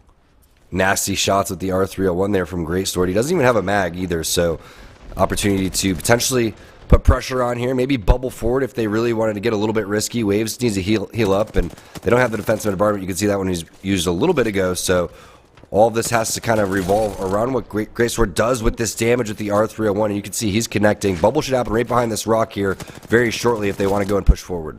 Is Greatsword an alt or something? Because this guy is moving so much better than a no-name ever should. Greatsword is propping up the team, and interestingly enough, is another one of these squads using the Gibraltar, much like we saw earlier from Meowdy. Some of these teams have decided, you know what? The Gibraltar that sort of fell out of meta is starting to become really valuable to us for its flexible defensive capabilities, the very thing that made him powerful to begin with. Last player alive on Sniper Gang is going to be Swag King. He's not going to be able to get these banners. Understanding that they probably don't have a Seer, and they don't. So because of that, he's going to be able to rat it out and potentially move forward. Zone 3 is going to eat them alive, but that's going to be in 2 minutes. And at this point, who needs to get on over towards that choke? But again, we've seen what it's like to be over there. There's going to be so many different teams that try to add the pressure, and it looks like they've been sniffed out. Wave understands that there is one player on the side still. Vizzy looks like he's got the upper hand, and he is able to take down Swag King Sniper Gang out in 12th place. Tough for them. I mean, you could see, Dia, they didn't have any good loot. So going in against a team with golds and 2 purples, you expect them not to even be able to win that fight just off of that alone. It feels really bad that a team without a Seer sniffed that out as well. Being able to just off of pure game sense move their way up to that railroad track, and now have a pretty clean line in towards Harvester. Things are going to get a little bit difficult for Who, one of our squads running Mad Maggie of all things. But with the Mad Maggie, hopefully they'll be able to clear a path over to where Redeem is currently fighting in Harvester. Already down Z Davis. They're taking shots in the back as well. That hilltop is so powerful and something Redeem simply don't have access to. Z Davis tries to get in. Not going to be able to get closer to any of his teammates for the revive. Instead, that banner is really the only thing that Redeem can hang on to now if they want Z Davis back in this game. And you could see Z Davis was able to gather a lot of information, and what he gathered is that they're absolutely screwed because there's really nothing that anyone could have done to save him there. Joey Blackout, even if he is able to get that res going on, there's going to be multiple areas for the Newcastle to take damage from, and like you said, the best thing they can do, grab the banner, maybe try to get a mobile respawn beacon, but I don't believe that they have one right now. When you look at the pockets of Crows Joe, he's not able to locate one. Again, multiple teams in the area. it's a great area to go and play that head glitch on top of this Harvester side, but without Z Davis, it's a little bit tough. I mean, the zone is going to continue to pull over towards Harvester, so they're not that bad of a spot, but unfortunate there that they lose out on their Valkyrie. And Z Davis, again, this is that team that was Team Tyson previously in Season 5, a very viable team in terms of what they're going to be able to do now, just having to duke this out as a duo. Now, hopefully they'll be able to make some moves into Harvester later on, because already they're a powerful defensive force. They've kept two teams at bay, even though both of these teams should know that it's just a two-man, since we've got some action going on over at Lava Siphon, though we get to tune in with Meowdy again for just a moment as they make their way in, poking at squads left, right, and center, even finding a team on their route to Harvester, but they're not going to take this path just yet. Instead, looking out for other squads that are trying to rotate in, that are trying to hide away in these little bits of territory that, well, the ring probably won't end here, will still provide you a really nice bit of cover. Meowdy used their own mobile cover to deploy that shield from Gibraltar as Garrett gets ready for, I'm wondering what, is it going to be an engagement or a rotation out?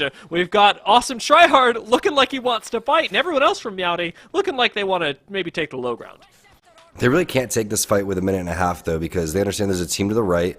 They need to start focusing on where they're going to go and make the rotation without Valkyrie. So either they fight the team directly in front of them, or they push on over towards where the Watson fences are and then make their way through. Right now, based on what we're seeing, it looks like going head-to-head with the team that was inside the train tracks would have been the move.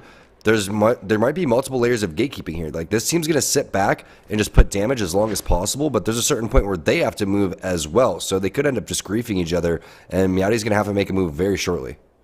It's unfortunate that Meowdy don't have the opportunity to Valcult, because this is, I think, the trademark position where you otherwise would. Grab lift from Awesome Tryhard looks good, though, and it gets a nice bit of damage initially. A great angle to destroy this Watson ult as well. Meowdy get to push up even further. Another Watson ult goes down and is instantly gone as a stick on the Arc Star is going to decimate the team in front of them. LTC lose Dan Mantic, and it's a push up from Meowdy that looks impossible to stop. We're going to be moving ourselves down to 10 squads momentarily, but Meowdy for now take that power position sitting right outside of Harvester, getting themselves that much closer to the end game. Team Revenge taking their own fight in the meantime, cross some misaligned fences, and with a Loba and a Rampart, we're going to have to put up the defense of the century. Sheila doesn't find a knock just yet, and I don't know if she will.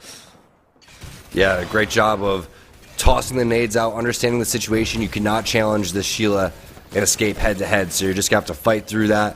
Carlos doing whatever he can to use the walls, but the push is coming here very shortly. They are in the zone, but we have to talk about that push originally that came in on the opposite side of the train tracks. That was absolutely phenomenal. Spire going to come through and eliminate Team Revenge. Now we're down to our top 9 teams here. Zone continuing to pull over towards the southern side of Harvester. We'll find out if Awesome Tryhard, Garrett, and Cody are going to continue to mop the rest of this lobby, because the way that they played that was just extremely impressive. From the stick, multiple Watson generators getting taken down, the interception pylons were no more, into the arc stars, R301 spray looking extremely clean as well, and you can see that they're now running shoulder to shoulder inside the zone, so they should be good. Zone should continue to pull over towards that southern side as well, which is going to be close to where they're at, and it does, so great positioning for them.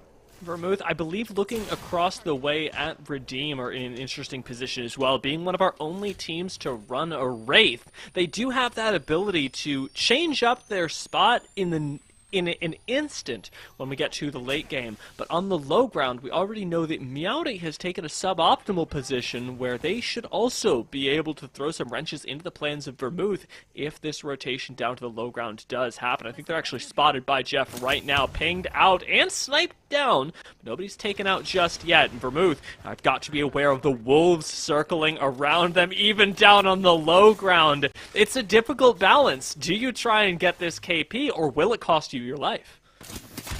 They do need some additional fences on the outside area, though, just to kind of make sure they're owning as much real estate as possible. Fences on all angles, right? This ramp coming in from behind them, etc., etc. The play that you can see right now is to hold the outside of these little rocks area, because eventually everyone's going to have to rotate out of Harvester, and the teams that are looking over there and furthest away from all of the squads are going to have great opportunities to pick up some guild points. So I really like the positioning from Vermouth, but I just don't think that they're going to be in a game-winning spot unless the zone continues to pull on over there. I really like where Awesome Tryhard Cody and their squad put themselves in position, especially with the way that their team fighting. All of their ultimates should be back as well. That team on the low ground, not in a very great spot. Meowdy, though, this is the team to watch out for. All of the action should be directly in front of them. They've got so much micro cover with these rocks as well. Seer scan already out, and a Kraber in the hands of Cody. Doesn't even need to pull the trigger as they just watch squads expire in front of them. There's still a lot of flexibility for them, but not for who on this low ground, sitting right underneath Vermouth, where Redeem, I believe, should be rotating. With this Mad Maggie, they've got a little bit of interesting improvised cover, but who don't have that much staying power. We'll have to see when they make use of this Gibraltar bubble to move themselves a little bit closer into the zone. Redeem, in the meantime, have definitely made use of the Newcastle in a very interesting way as well, staying alive into the top 7. Yeah, great use of the wall, as you just mentioned. Joey Blackout putting themselves on the low ground, trying to focus directly above them. You can see two teams on each side as ZXG getting taken down as well. Scout in hand for Kosi FPS and Risen Rose. They have the power position. They have the high ground directly where they need to be. I like where Meowdy's at as well, but you can see they've taken so much damage over towards the side. Great sword on that Gibby is going to get dropped down, as well as who getting eliminated in 6th place. Now, Risen Rose, while they are in this power position, you can see, Dia, they don't have many kill points, so they really need to clean up here. They do, and from this high ground, they'll have the opportunity to, but also could be focused down. They and Vermouth, really, are the target teams for anyone on the low ground, because you cannot let these guys go unpunished. Team on the inside as well. With 5 squads left, it is going to come down to really inches, and the thing that I like about Risen Rose's position is that they don't have that many of them to go. They're very close to where this final round is going to be closing. And again, when Trev Stacks takes out the black hole, uses his ultimate, they're going to be in a very powerful position. They could also use the Horizon Grav Lift to kind of get extra angles on this team that's already thrown down the bubble overall. And you can see a little bit of the graphics that are coming up for you guys a little bit later. That's how we fill in the scores, all right? Yeah. A little bit of a misclick over there. Hopefully we'll get to see exactly which of these teams pops off with that graphic in a moment, but as Risen Rose end up losing a player as a surprise, we've got some crazy verticality going on for a Seer. Plugged Cube and Trev Stacks already down, with now Sosi having to defend the push from Redeem from behind. He drops down to the low ground, and Risen Rose, just like that, are wiped out by 2 squads. Awesome Tryhard, having gone down in the meantime, is getting rezzed by Prob Garrett as Cody plays peel for the rest of the team. It's a gold bag res as well, and Meowdy, just like that, are right back in this. Bubble's going to expire soon. They've got a long cooldown till it comes up, but they've also got Grav Lift to be able to access this roof, laid down just in time by Tryhard. As the push comes up onto this high ground, Meowdy may just be able to win it out, taking it away, but they cannot, as Redeem as a 2-man take them out and own the high ground. 3 squads left, and Redeem could just do this, throwing down their ordinances onto the low ground. There is so much utility for them. Time to heal for Joey Blackout. And with the mobile shield right next to them, they could even snag themselves second. Beams from the car are unavoidable. Fully torqued are gone, and Redeem as a 2-man have hit second and pushed for first. Crojo going down onto the low ground. Joey Blackout finding a knock already. This could actually be the move, with Redeem having just 1 more kill between them and the end. 1 goes down, and it's a 1-4-1 at the moment. Crojo desperately making moves with this 301. He's got the car, he's got the reload, but he can't find the angle until the end with the punch as Redeem take game 1 as a 2-man squad. They didn't need Z Davis. Z Davis needed them. Joey Blackout going huge right there on Newcastle. Everybody putting in work. Crojo with the final melee. Are you kidding me? That was perfectly executed. You never thought that teams like Risen Rose, who had the perfect positioning, Meowdy over towards the side, those were the teams that looked like they were in great position, but the timing, the way that they were able to be resourceful with what they had, and you could see the power of Newcastle in so many different ways of these instances, using the wall to creep up.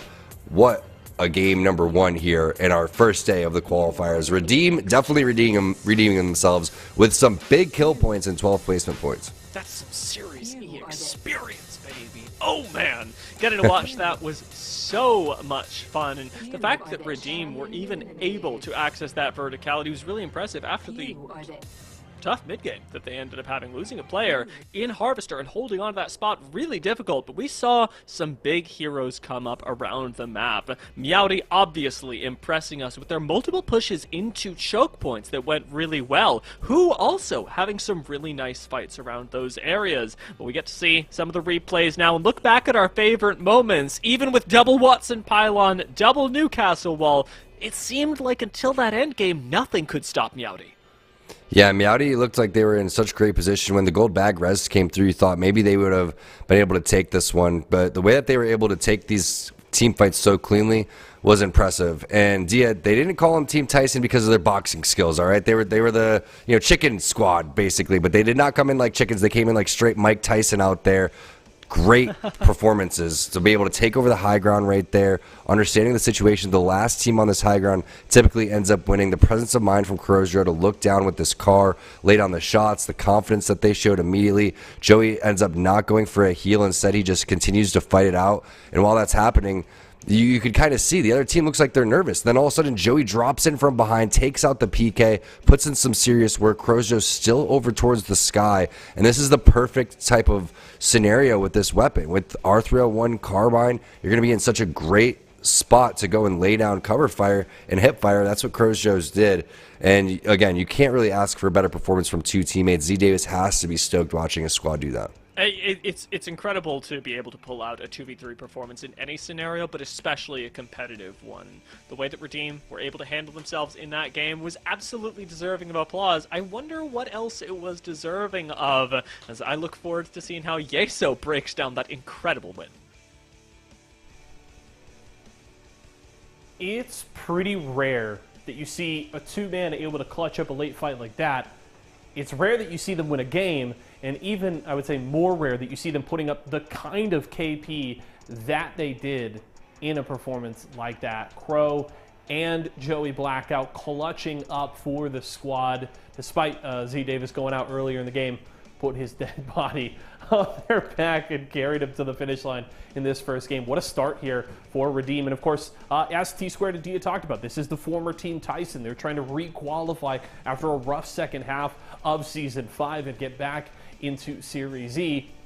And this is an incredible way to start it off. Let's take a look at our champion squad here for our first game of tonight's finals, as Crow just popped off in this game. We don't have champion squad, okay? Never mind. But still, huge performance from the team. That's going to be an absolute stack of points here for Redeem in the first game. And it's important to remember, first of all, as I stated at the top of the day, you've got to get as many points as you can across all the qualifiers. You can't just show up, finish first place tonight, and guarantee your spot in Series E for next season. You've got to come out every night and put up those consistent performances. But these big early showings certainly help take some of that pressure off. Redeem's going to feel good about that. Let's take a look, though, at our Mobile One high performance moment here for game number 1. And I imagine it's going to be the finish, and it is. So Redeem up here, they already just picked up a couple of KP, and then they get a little bit more here, because Crow putting out great damage from this little bit of high ground, catching fully torqued there right below them, and then just doing such a good job of using the gravity lift there to get those sight lines and put out damage while the other team is so heavily focused on Joey, and Joey on the Newcastle able to stall a lot with that tack shield, playing around that box. And then Crow just does such a good job dancing around these knock shields, not letting that player get out of trouble, and they clean it up. This is just so well done from Redeem. You can see here, already 9 kills as this last fight starts. Crow is cleaning up anybody in his sights here, and Joey does such a good job here of getting a ton of value out of this push, essentially pushing 1v3 in that short range with Crow going up in the air, and Joey's still able to get a knock out of that before going down, and Crow able to clutch up in the 1v2.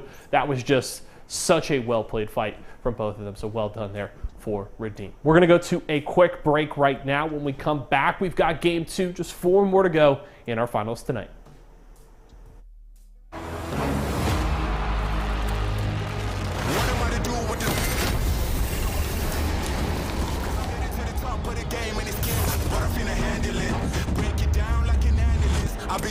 up, they wanna package this. Pray for peace, pacifist, I'm never old enough to give a promise.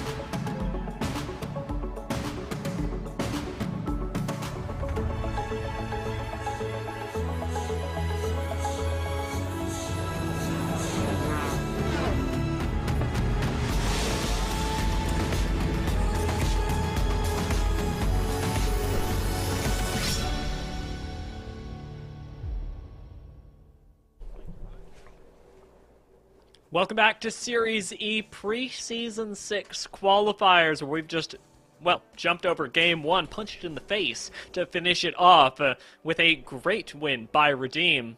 The one thing that I'm always excited to look at here is the Mobile 1 leaderboard, to see how what I think was a 13-kill game ended up putting Redeem 25 points in the lead, but Meowdy, interestingly, not that far behind. Yeah, it's a pretty even spread when you look at that like mid-pack of the leaderboard, right? And shout out to the graphics squad coming through with the new graphics for Season 6. These are absolutely lit, but Redeemed was a two-man squad. Again, I'm looking at Z Davis, watching his teammates pull that off. That has to get you motivated, right? That's going to make you skyrocket your level of play. And he's playing on Valkyrie, so skyrocketing is going to be definitely the word that he wants to go and use. But overall, watch out for the rest of the teams here, because that's one game, 4 more remaining, right? So Redeem needs to stay level-headed. They need to focus and kind of ride that wave that they just had overall. But if they're doing that as a duo, I can't wait to see what they're doing as a trio. Keep in mind how Z Davis even got caught out to begin with. It was crazy over towards the Harvester side. They played a little corner of the bottom of Harvester. Multiple Newcastle walls went down, and you're starting to see the power of that legend if he's played correctly. We're getting some interesting adaptations as well, with teams recognizing not just the power of the Newcastle, but the power of the W key and saying, I want to put a stop to that. We've got some teams picking up Caustic. I believe I saw 2 going into this lobby. And how that'll end up playing out in the late game is going to be really impactful. In the early game, I'm wondering whether Caustic even survives. Yeah, Caustic is really just falling out of style because there's just so much power when it comes to this team composition that you're looking at. When it's, Horizon and Valkyrie, you could have Seer in certain instances. But, I feel like if you're not going to play Seer, you could play a handful of different legends. And Joey Blackout, again, on this Newcastle has been phenomenal. It's one of those legends that takes a while to learn. It's not very comfortable because of how tall it feels when you're running around the map. You feel like the tallest legend basically in the world. So again, I really like the way that he's able to not only place his walls, but use his passive and continually just kind of save his teammates. Really like how I think if Joey Blackout continues to play that Newcastle, they're going to be in a great spot. Also, they're landing POI. It's one of the best POIs that you can get because you're walking away with this type of loot every single time when we talk about the armor situation. 2 blues and a purple. They're going to feel confident fighting. As we take a look at the zone, pulling over towards the northeast side of the map, epicenter area, fragment east side. Sometimes it goes on over towards that broken building and the broken bridge. We'll find out if that ends up popping back on over there for zone number 3. Yeah, I like that we get the chance to see the pings from the players as well, because they've pinged their own predictions, and seeing how this will work out, especially for Moonshine, Papa Midget, and Vosky, who have elected with their information to start moving towards center zone already. Most teams haven't departed their POIs just yet, and this is where I really favor squads that are landing in Climatizer. That is, if they survive. The Ruse already in a fight up here to determine who's going to be king of Climatizer for the next couple games today. 3 of them left after this, and you want your POI to be uncontested. With Ruse getting aggressive, we'll see whether they can survive this journey across the bridge. Holiday already pretty darn chunked out. I mean, he was hitting some serious shots with the scout, too, especially without having a scope. But as soon as he looked away, he just took 2 wingman shots and got absolutely dropped. Stanky is over towards the side. You saw him with the R301, probably taking the gondola back on over towards his team. And it looks like he's just going to end up dropping down, playing the low ground, and eventually they'll make their way over towards the high ground. But this is one of those fights, Dia, that it's already lasted a decent amount of time. So if you're in the vicinity, you're maybe considering going over here for third party. They're going to go. They've got to go together. Raze and Holiday making the single push on this door against our wingman Seer. They've got a wingman of their own, and a nice headshot takes down Rowdy Life with the squad of the Ruse all sat up in this building, all safe and comfortable. They've got a one-man advantage, a nice shield swap off the corpse as well. But as one falls, it's a nice, easy answer. Pablo goes down, and there's just one person left. Gray Shield's already eliminated, and it's a 1v1 between Stanky and the last member standing. Mobile Res actually going to do some real work right now for the Ruse. This is a smart play. End up going and taking the 1v1 while someone's getting the res. Worst case scenario, you're going to be in this spot right here. And they're all weak, but it's going to be a 3-on-1 situation. You have 2 different armor swaps if you want to go for it. Raze is going to end up going and getting the thirst on over towards the side. Holiday gets the battery off at the perfect time. And phase 1, not having the start that they were hoping for. I believe they got eliminated without any points in the previous game. That's back-to-back games for them. Zanu and Lux, they're on the ropes. I believe that's a team that was landing over towards, I think, Harvester. So 2 fights taking place, 3 fights actually taking place. There's another one taking place over towards Lava City with Slept On. Right now getting pushed by 3 people as one, though. Karma's in trouble in a big way. Gibraltar Dome actually doesn't insta-kill him, but the drop down from Awesome Tryhard and Krob Garrett absolutely will. A nice gravity lift gets them right back up to the roof, and with 1 down, it's all the advantage that you should need against Slept On. Meowdy looking for those continued kills, that continued aggression as Krob Garrett finds the opposition, and we've got a zip line on the inside to make sure that they are flanked. Black Hole's not going to do you too much good as Meowdy continue to look for angles, taking a brief respite with Awesome Tryhard on this zipline. Instant deletion of Psycho as he came up for a bit of cheeky damage and instantly regretted it. Interesting to watch that scope being put on the wingman. You almost thought it was a Mozambique for a second as Awesome Tryhard is going to elect to, instead of going for the arbor swap, just get right into the box right there, maybe try to bait the last player out, who most likely left and is either leaving to go play their life because the zone is closing, or understanding, hey, maybe I can get out of here, and then end up playing the banners. JK, I'm hiding behind this knockdown shield. That's not going to work out, though, as Slept On ends up going down in 18th place. And correct me if I'm wrong, Dia, that's twice that Meowdy has eliminated Slept On. Yeah, once over by the choke at Fragment, and once now. You've got that right, and I think, unfortunately, Slept On have got something wrong today. Despite the fact they had a great performance yesterday in the qualifiers to the ALGS, today the Series E competition is proving to be, well, pretty harsh for them. Down to Clown, they also are going to be working on holding down this area of Fragment in the meantime. ZXG no longer joining us, and in the meantime, I believe Fully Torqued, one of our top 3 squads from last game, were also taken out. Again, it's a marathon, not a sprint, though, so they just have to continue to try to just chip away at whatever leads have been created. But Meowdy seems to be their Achilles heel right now, and that's a very talented team fighting team. So to watch them kind of lose the fight in that type of instance is fairly surprising. You saw as soon as that Seer ultimate went down, you had 3 people directly running at you, and if that's any way to counter the Seer ultimate, that's how you do it right there. Yeah. Just everyone shoulder to shoulder, focusing on one person. Down to Clown is locking down the train area too, so it is interesting to see where everyone kind of decides that they want to set up. Team Revenge with their composition is definitely a squad that wants to sit up and play the end game. Yeah, it's a very different composition, that's to be sure. This sort of sit still and wait for the zone to come to you, profit off the deaths of those around you, has largely gone by the wayside with the Caustic and Loba comp. Any move up to the high ground of this zone is going to be devastating.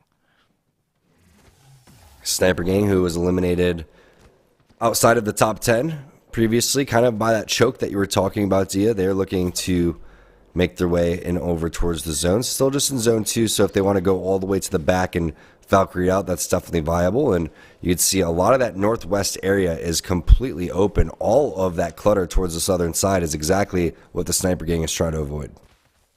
We've got a team hold up in Epi, which is a really nice spot to, like you said, be able to avoid a lot of the action. The action, however, very much down towards Lava Siphon, as we've got Team Redeem already being flanked by 2 different squads. We've got a third one coming up from Harvester, and there's going to be serious action breaking out down there.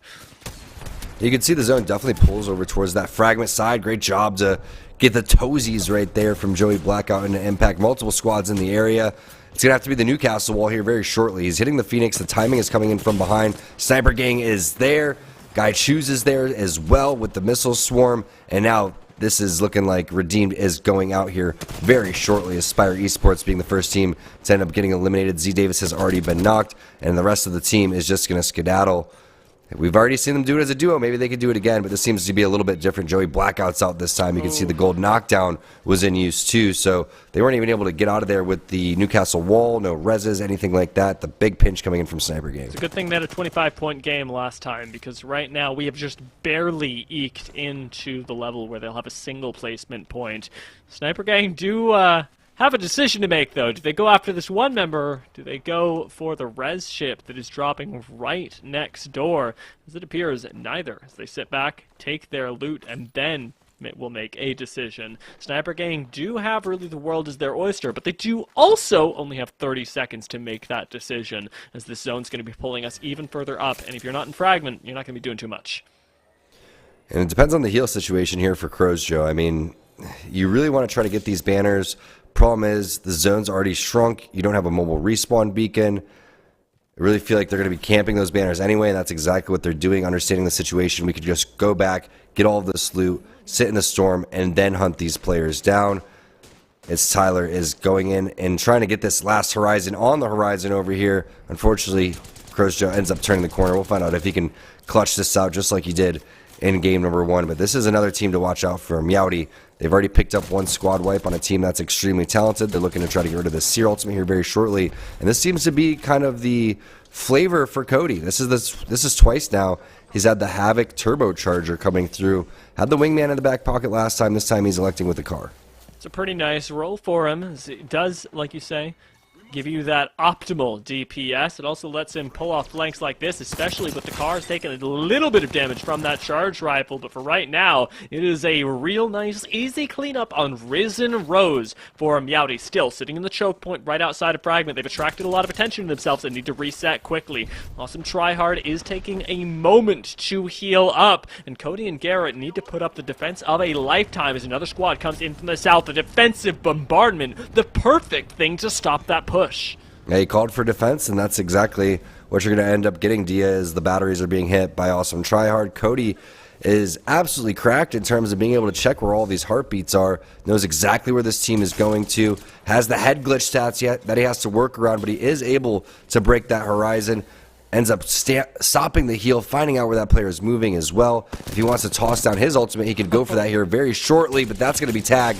Already losing it on 1, and Cody is just playing nutty right now. He doesn't even take a second to breathe. Takes down 1 and just waits with the Havoc out for the other. Tag NA gone. We're into the top 12 now, and Meowdy again are on a rampage. It's those kills, it's that type of consistency that we looked for at the start of the day and that we are getting from Meowdy right now, our second place team at the moment, looking to make themselves an argument for first. Resets simple, they retake the height, and they've still got a little while more to move, but instead are farming up the squads trying desperately to move into the south of Fragment. And when we talk about playstyles that really work right now. Meowdy seems to have this kind of figured out. They've seen Series E. They understand what the open nights could be like, what the qualification process could be. Some lobbies are going to be a little stronger than others. Maybe some teams didn't end up making it in here today. And Meowdy's going to take full advantage of that. They are playing a very aggressive play style. They're ready to take these team fights. And as you alluded to beforehand, that's what you need to do. You need to pick up those kill points. Even if you get one squad wipe, that's still the same equivalent as 6th place overall. And at this point, they've already got 3 different squad wipes and looking for more. Yeah, they moved themselves up a few more positions, and they've already got enough points that first place is basically what they've arrived at. Crojo still making their way in from the very southern end of the map. Last remaining member of Redeem has got to be careful, as Fragment is perilous. We'll see if Crojo is up to the task, whether he can get them to a respawn of some kind, whether it's a rat play until the end. But right now, taking fire from afar, I'm not too hopeful, but I cross my fingers and pray for Crojo.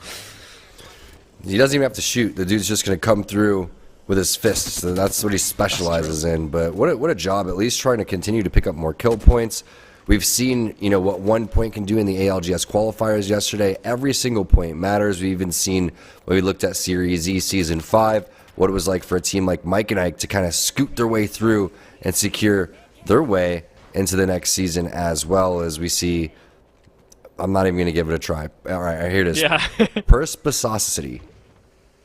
Perspicacity. I'm thinking of it reminds me of precipitation, and I have to imagine it's so purposefully spelled that it has to be a word. I just don't know what word it could possibly be. I do like the spot that this confusingly titled team does have, though, as in this building you do have a lot of control over fragment zones and a lot of cover to work with as well. Yeah, unfortunately for them, we got a scan on where the next zone is going to be, and it's going to be a little bit more over towards the northeast side, on the other side of the broken lava. Now, when we talk about most popular endings, this is typically the most popular ending that you're going to end up getting in the fragment side, and you're going to see they should be just on the outside of the next zone, correct? So you can see where they're going to have to move towards. That building on the opposite side of them is going to be highly contested. We'll find out who is going to be able to be in a good spot here, and it makes me feel like, honestly, Meowdy, with this Gibraltar coming through, this is going to be a very open circle, so having that Gibby bubble is going to be fantastic for them. It is one of those moments where really having any sort of defensive tool, especially across these long ranges, is going to be really important. Things like the Gibraltar that give you that 15-second break, the Newcastle to allow you to stack up some defense, and even things like the caustic in very niche situations are going to be useful. Rampart, eh? Anyone for Rampart in the open qualifiers? No for vouchers? Series No Season vouchers? 6? Dropouts, they've at least got that caustic. Interestingly enough, Lasercat Squad is going to be the one piloting that, and they've done a pretty good job with the Loba that is going to get even more value as this game goes on from those death boxes that start appearing around her. Mooman and the Sniper Gang taking down Clip in 12th place overall. Now they're starting to heat up a little bit after a sort of lackluster game number 1, but like you said, Dia, Dropout's going to have to make their move. 25 seconds. This isn't really when you want to start waiting to find out where you're going, as Crojo's now is on the run, laying down some arc stars all over the place, understanding that he cannot take any more storm damage, so he's just pre-firing on to the players that were directly above him. And Perspicacity. I guess that's what it is. I'm just going to start calling. I'm going to have to get a little Google Translate for English. Yeah. It feels bad, right, when you've been speaking it all your life, and you're like, well, I just don't know how to do it. I'm right there. I'm gonna give it a try later. I got to get my confidence up for a little while. You mentioned the dropouts have got to do the same thing, and they have pinged out. They'd like to play the corner of the train station in front of them, with Rice Panda being forced to take some heals and watching other teams valk in on the spot that they want. The time has got to be soon, but I just don't know when they're going to end up making this move. Sniper Gang, again, are forced to take an engagement. Down to Clown coming up, playing from one of our locations. They've got a really nice spot to make work. I'm wondering if Dan Mantic is going to be able to find these shots. Gets that triple take and actually takes out a team. Down to Clown, though, have now found themselves without cover as they exit the train station, and unfortunately, Sniper Gang, due to the fence being that last tick that takes them out. Dropouts have managed somehow to make the late rotation in here, though, and that is a really nice story for them, since I was wondering whether they'd even be able to cross from the center of Fragment. And sometimes this area is one of the more powerful spots that you can go and hold, but they are taking it from all angles right now as you see the Arc Star coming through. Whoa. Gibby taking a ton of damage. They're going to have to advance with the bubble unless they have that one. That's going to be awesome tryhard. And the Meowdy squad as Garrett elects to go with the battery. The push is on. Only one more player remains on this team, and that is a fantastic push from this Meowdy squad. Again, I love the way that they're playing, the way that they're able to move around, take these team fights, take them very handily, and then start resetting. But Cody caught completely out of position right there. That team shot could be the end of what has been a rampage. Zero marksmen. They've got a really nice position that they've usurped from Meowdy, and on this high ground, the unfortunate position that Meowdy are in is now not only on the low ground, but in the open. Vosky does almost go down, though, to some really nice coordinated fire. Zero marksmen have got to start playing with some serious awareness of the teams around them. We've still got 6 squads left. Who dropping players right now and actually going out, moving us down to 5. But things are still ever delicate in the balance as multiple teams can pressure this high ground as we tick towards the open ground of the next ring. The Ruse are taking a nice engagement right now with the mobile shield really covering them on the run up. Holidays managed to find a laser in the sky, and Perspicacity are down, as are Meowdy, moving us to the top 3. Meowdy did pick up a handful of kill points. It's surprising that Cody, the one player who has the most awareness on the entire squad, especially playing on that Seer, was the one that caught off guard. It almost makes you wonder if he was going to check their backs too much while the other teammates were looting, as Zero Marksman takes control of this high ground on the bridge, looking like they are in perfect position to go and end this one. As this zone closes, they are still going to have a majority of that bridge to work with, and all of this team in the open area, all these teams are going to have to eventually fight, and that should give them the opening that they need to go and press forward. The Ruse have got so much space to work with, and I do wonder whether they'll be able to force these two teams together. In the end game with 3 squads, a lot of it comes down to how much you can chunk a team, how delicious you can make them look to the other squads in the end game.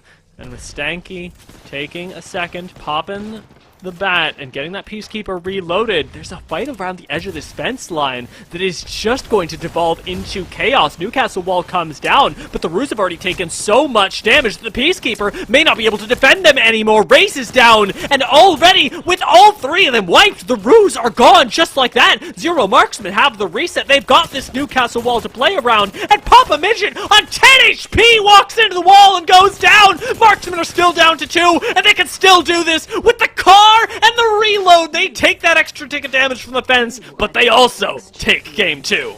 I'm shocked that they stood on the fence the entire time and continue to take damage and get slowed by that. I don't think they realize, even though the enemy Newcastle has been taking out, they're still going to be taking damage throughout all of that.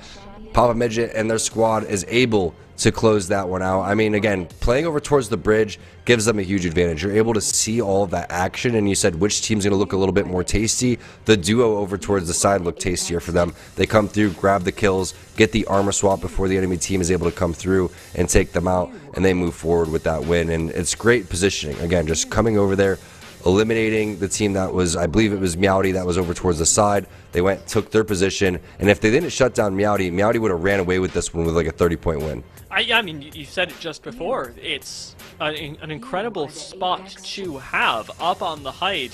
Meowdy had everything they could possibly want, and their trademark aggression did put them in a position to be taken advantage of. I do wonder if that's going to be something they adjust for in the next game, or whether they say these kills are enough, because at the time that they did go out, they had at least 12 kills. They had enough points that they have a win, essentially. And I just wonder what they're prioritizing. I don't think that they changed their playstyle at all. I think that they just need to stick around the Gibby a little bit more, because if the bubble goes down, then you're forced to kind of take that fight up close. And I feel like that's one of the reasons why they're, electing to go with Gibby, because of the fact that they are so strong in team fighting. And if you get that get out of the jail free card, we saw the use of the defensive bombardment. We saw some great bubbles end up going down. Everything that they did was extremely clean. We've got the chance to break it down a little bit more, but before that, I want to hear from our big brain analyst. Let's hear what Yeso has to say about Game 2. It's so big, I can't keep it contained in the studio. Dia, thank you. I appreciate the compliments. Big win there in game 2. I'm with T Squared there. I don't know why you're trying to snuggle up with the Newcastle wall there, as it kind of continues to zap you and slow you down. But ultimately, it didn't matter in the end. And now things just getting interesting with only 3 games to go here for tonight. And of course, teams should be looking at the kind of big picture here. This is, one of 20 games, not one of 5, because it is about, the whole here. But still, team's doing a good job. Let's take a look, though, at our champion squad here as Zero Marksman take the win. Not a huge performance in the kill department, but still a really solid showing here. They grab 8 kills, led by Vosky there with 3 of their own. Moonshine dropping almost 1,800 damage in this one. And Papa Midget wrapping up the entire squad there with those 4 assists. So a really nice team performance there from Zero Marksman, and a good job clutching up in that fight. They were able to take out the ruse and then get some very key armor swaps to get that quick reset for that third party that was on its way. And Zero Marksman take care of business. Let's take a look at our Mobile 1 high performance moment here for our second game of the night. And it is the finish here. And this is honestly a really good castle wall set down by Stanky here. But unfortunately, the shots are just really good from Zero Marksman. And even then, there it is, very key. Papa Midget with a couple of health, able to get the red Eva armor swap. And it is, as you notice right there, the tick from touching the castle wall that actually knocks the seer. Now, granted, Papa Midget wasn't long for this world with about maybe 10 total health to their name between his actual health and the red Evo that was almost completely cracked. So Papa Midget was not going to last much longer, but I think pretty sure he steps up, touches the castle wall there, and it knocks him. But it doesn't matter. It's okay. Vonsky, the rest of the squad, able to clutch up and grab the win there. So just really well played here by Zero Marksman. And the fact that they were able to very definitively and very quickly clean up the ruse here is what allowed them to get the win. Because if they take 2-3 seconds longer, they lose this fight so quickly because Papa Midget would get immediately knocked down. The other 2 players are then at a severe disadvantage, but their decisiveness in the fight with the ruse is what gives them that opening to take that fight and grab the win. So well played there for Zero's Marksman, and now we'll have to see where they stack up against Redeem and the rest of the lobby going into our 3rd game of the night. We're going to go to a quick break right now. When we come back, we've got more qualifiers here tonight. Do want to remind you, if you're looking to pick up products from any of our partners here at Series E, you can see some of them at the bottom of your screen right now. Head over to walmart.com/esports arena. You can grab everything you need from them right over there, walmart.com/esports arena. We're going to a break. When we come back, we're getting right back into the fun.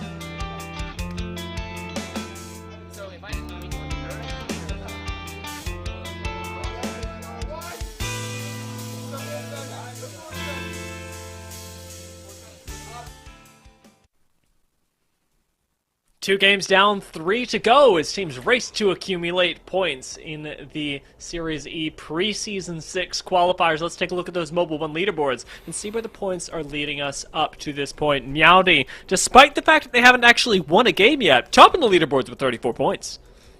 I think that they're winning in these team fights. That's all the most important thing, Dia, because they are coming through looking like they are the most confident team here. And you could see it in the way that they take these fights, how handily they win them, the way that they're able to kind of go through the checklist of what do I need to do in order to win this fight? Who's going to be the entry fragger? Who's going to follow up with the support, with the damage? All the things that they need to go and do in terms of where is the weakness in the enemy team. You know, how can we extort that weakness? There's so many things that they're doing well. The only mistake that they made right there, again, was Cody being a little bit out of position. He's on the seer trying to check for scans here and there while his teammates end up looting. You always have to stay within kind of bubble distance from your team. So if he ends up taking damage, you can at least toss that bubble on top of him, let him reset, sit in the back of the bubble, and the rest of the teammates will kind of cover. But overall, great start for these teams that are sitting on the left-hand side of the leaderboard. On the other side, I would say probably Phase 1 Esports being in 20th place would be the most surprising thing that we see, because you know that's a team that's definitely a team that's capable of winning this thing or at least getting top 5. Yeah, I'm very surprised at the fact that their early game 50-50s has gotten so out of control, and it begs the question whether they should just be relocating from Climatizer, because this isn't just about winning today's tournament and then moving on and restarting it all next week. All of these tournaments, all these preseason qualifiers, the 4 of them are going to stack together. Every point, every day counts. And to see 2 of the 5 games today already netting zeros gives you relatively little time to catch up, especially if you're wondering whether you'll even make it into the finals lobby next week. Yeah, Dome is free, and a team that kind of comes to mind, I believe, is Snipe Down, Alberlily, and I can't remember who their third was, but they came through a couple weeks ago, I think 2 weeks ago, played in Series Z. They understood, hey, typically Dome is an area 50% of the time it's going to be open, right? So it's just one of those spots that gets forgotten about. You know, they don't really think that there's good loot there. Thing is I think Dome's a great spot to land. You get a beacon most of the time. You get free loot a majority of the time. The loot there isn't that bad. There's a replicator there. You're on the edge of the zone. Yeah, if the zone goes all the way towards the north, it's tough, but I like landing over towards Dome, so I think that's an extremely viable option. That's a great call out right there, Dia. If I'm the coach or if I'm one of the players on this team, I'm saying, let's go take a spot. We've already lost both of these 50-50s. We need to actually be able to play the game. Let's find out how they adjust. Zero marksmen in the meantime have just got to keep dialing it in. 4th place now after 2 games with a 22-point start to the day. Leaves them open to be able to take that top spot away if they can just replicate those results. A lot of their points coming from the placements with with Team P going forward once again. They do lose 1 member to an early contest by Who over in Skyhook, and Great Sword jumping forward over the wall with this gravity lift is just going to continue the waterfall of damage from Who, chasing him down, finding Paps, and leaving just 1 member alive. Wow, they didn't even get an opportunity to get a secondary gun right there. He said, you know what, I'm going in with the EVA 8. That's a great teammate, you know, because I would have been checking. I'm like, listen, I only have 1 gun, guys. I'm not going yet. I have gray armor. Give me 30 more seconds so I can do something about it. But right now, McLovin, he's running around solo right now.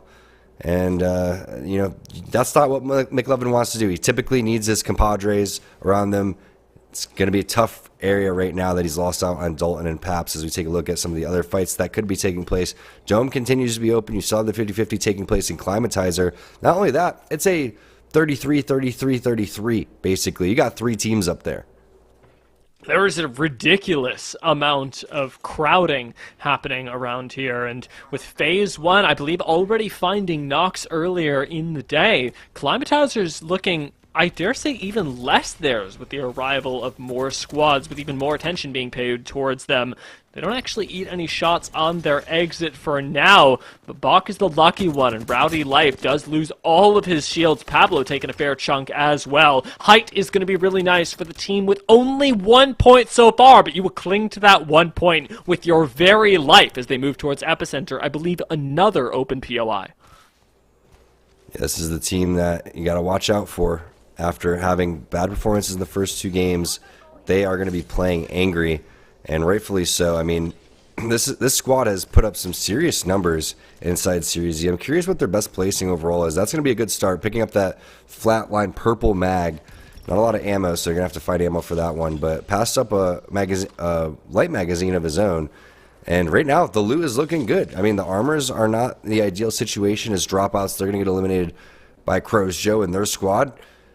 He's going to pick up the kill lead along the way, and Crow's Joe has been playing out of his mind today. Definitely one of the MVPs in terms of players that he's been putting through. But he did pick up that mag. I was curious to see if he left that one.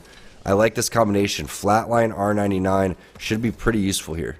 Double automatic weapon does leave him with having to carry quite a bit of ammunition, but it seems to be working as, unfortunately, up towards that north, McLovin wasn't quite able to survive. We're down to 18 squads with Who picking up the kills on Team P, and Buff Aim Assist are running up that hill to see whether they can get some kills of their own.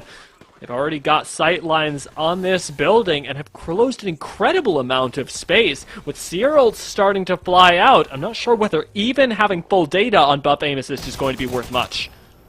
Great job of getting in there, getting rid of the Seer Ultimate, understanding that their Seer Ultimate is going to last longer. It's already in a better position. Key taking a lot of damage on the outside. The Horizon Ultimate is going to go down, and this player is going to get back on over towards the high ground. Absolute psycho plays coming in from both of these teams as Lox is going to start out with the original knock, and Buff Aim Assist with the huge advantage now should be able to close this out. Oh, nice swap to the 301 as well. That extra spray for damage makes the difference. And it's Matt gets taken out, but Team Revenge are here for the third party. Valk ult to the sky might just get you out, and it seems that it does. 2 members left fallen as Team Revenge feeling pretty darn good about themselves with the amount of loot that they're able to pick up.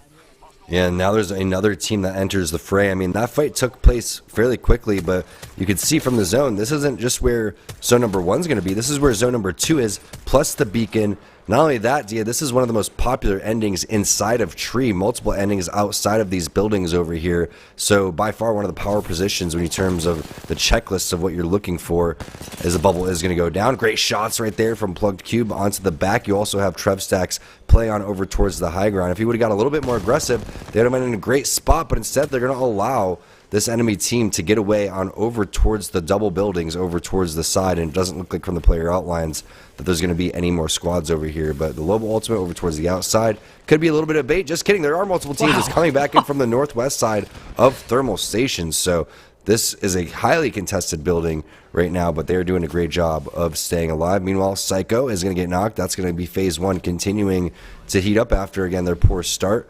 Slept On. This is the 2 surprising teams right now, would be phase 1 and Slept On. You would not expect these teams to be outside of the top 15.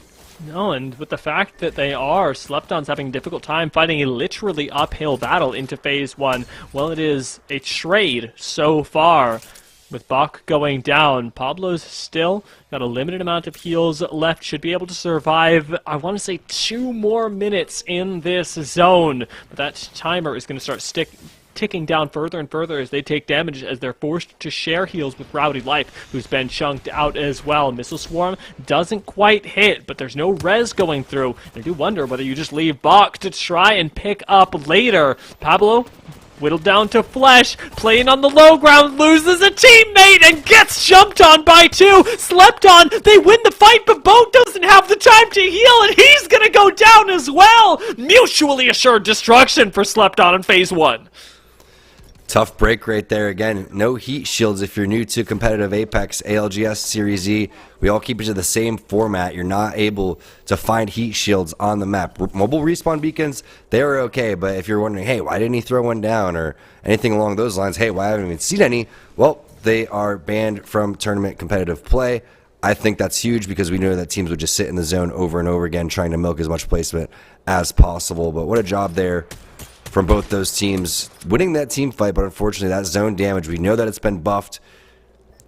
Has anyone happy about that zone being buffed? I'm not quite sure, Dia. Personally, it moves a little bit too fast. It takes a little bit too much damage, but it makes those team fights that much more exciting. It's like adding another player into the game, really.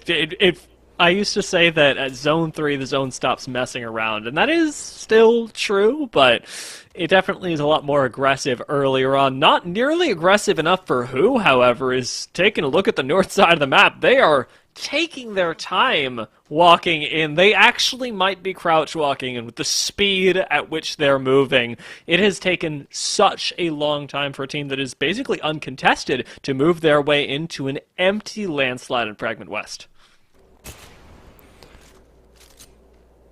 Now on board with another team on the outside of the zone, kind of looking in. ZXG with the team on over towards the left side of this high ground. One player gets a little bit too overextended, but I like this play from him because maybe you get a little bit too excited that he has overextended and you start to push a bad angle.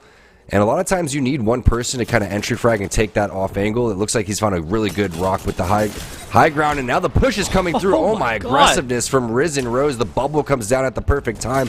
That's how you push a team. That is very rare that we see that level of coordination, especially in open qualifiers. But the instant jump and deletion really puts Risen Rose in the best spot. They've already got 2 kills now.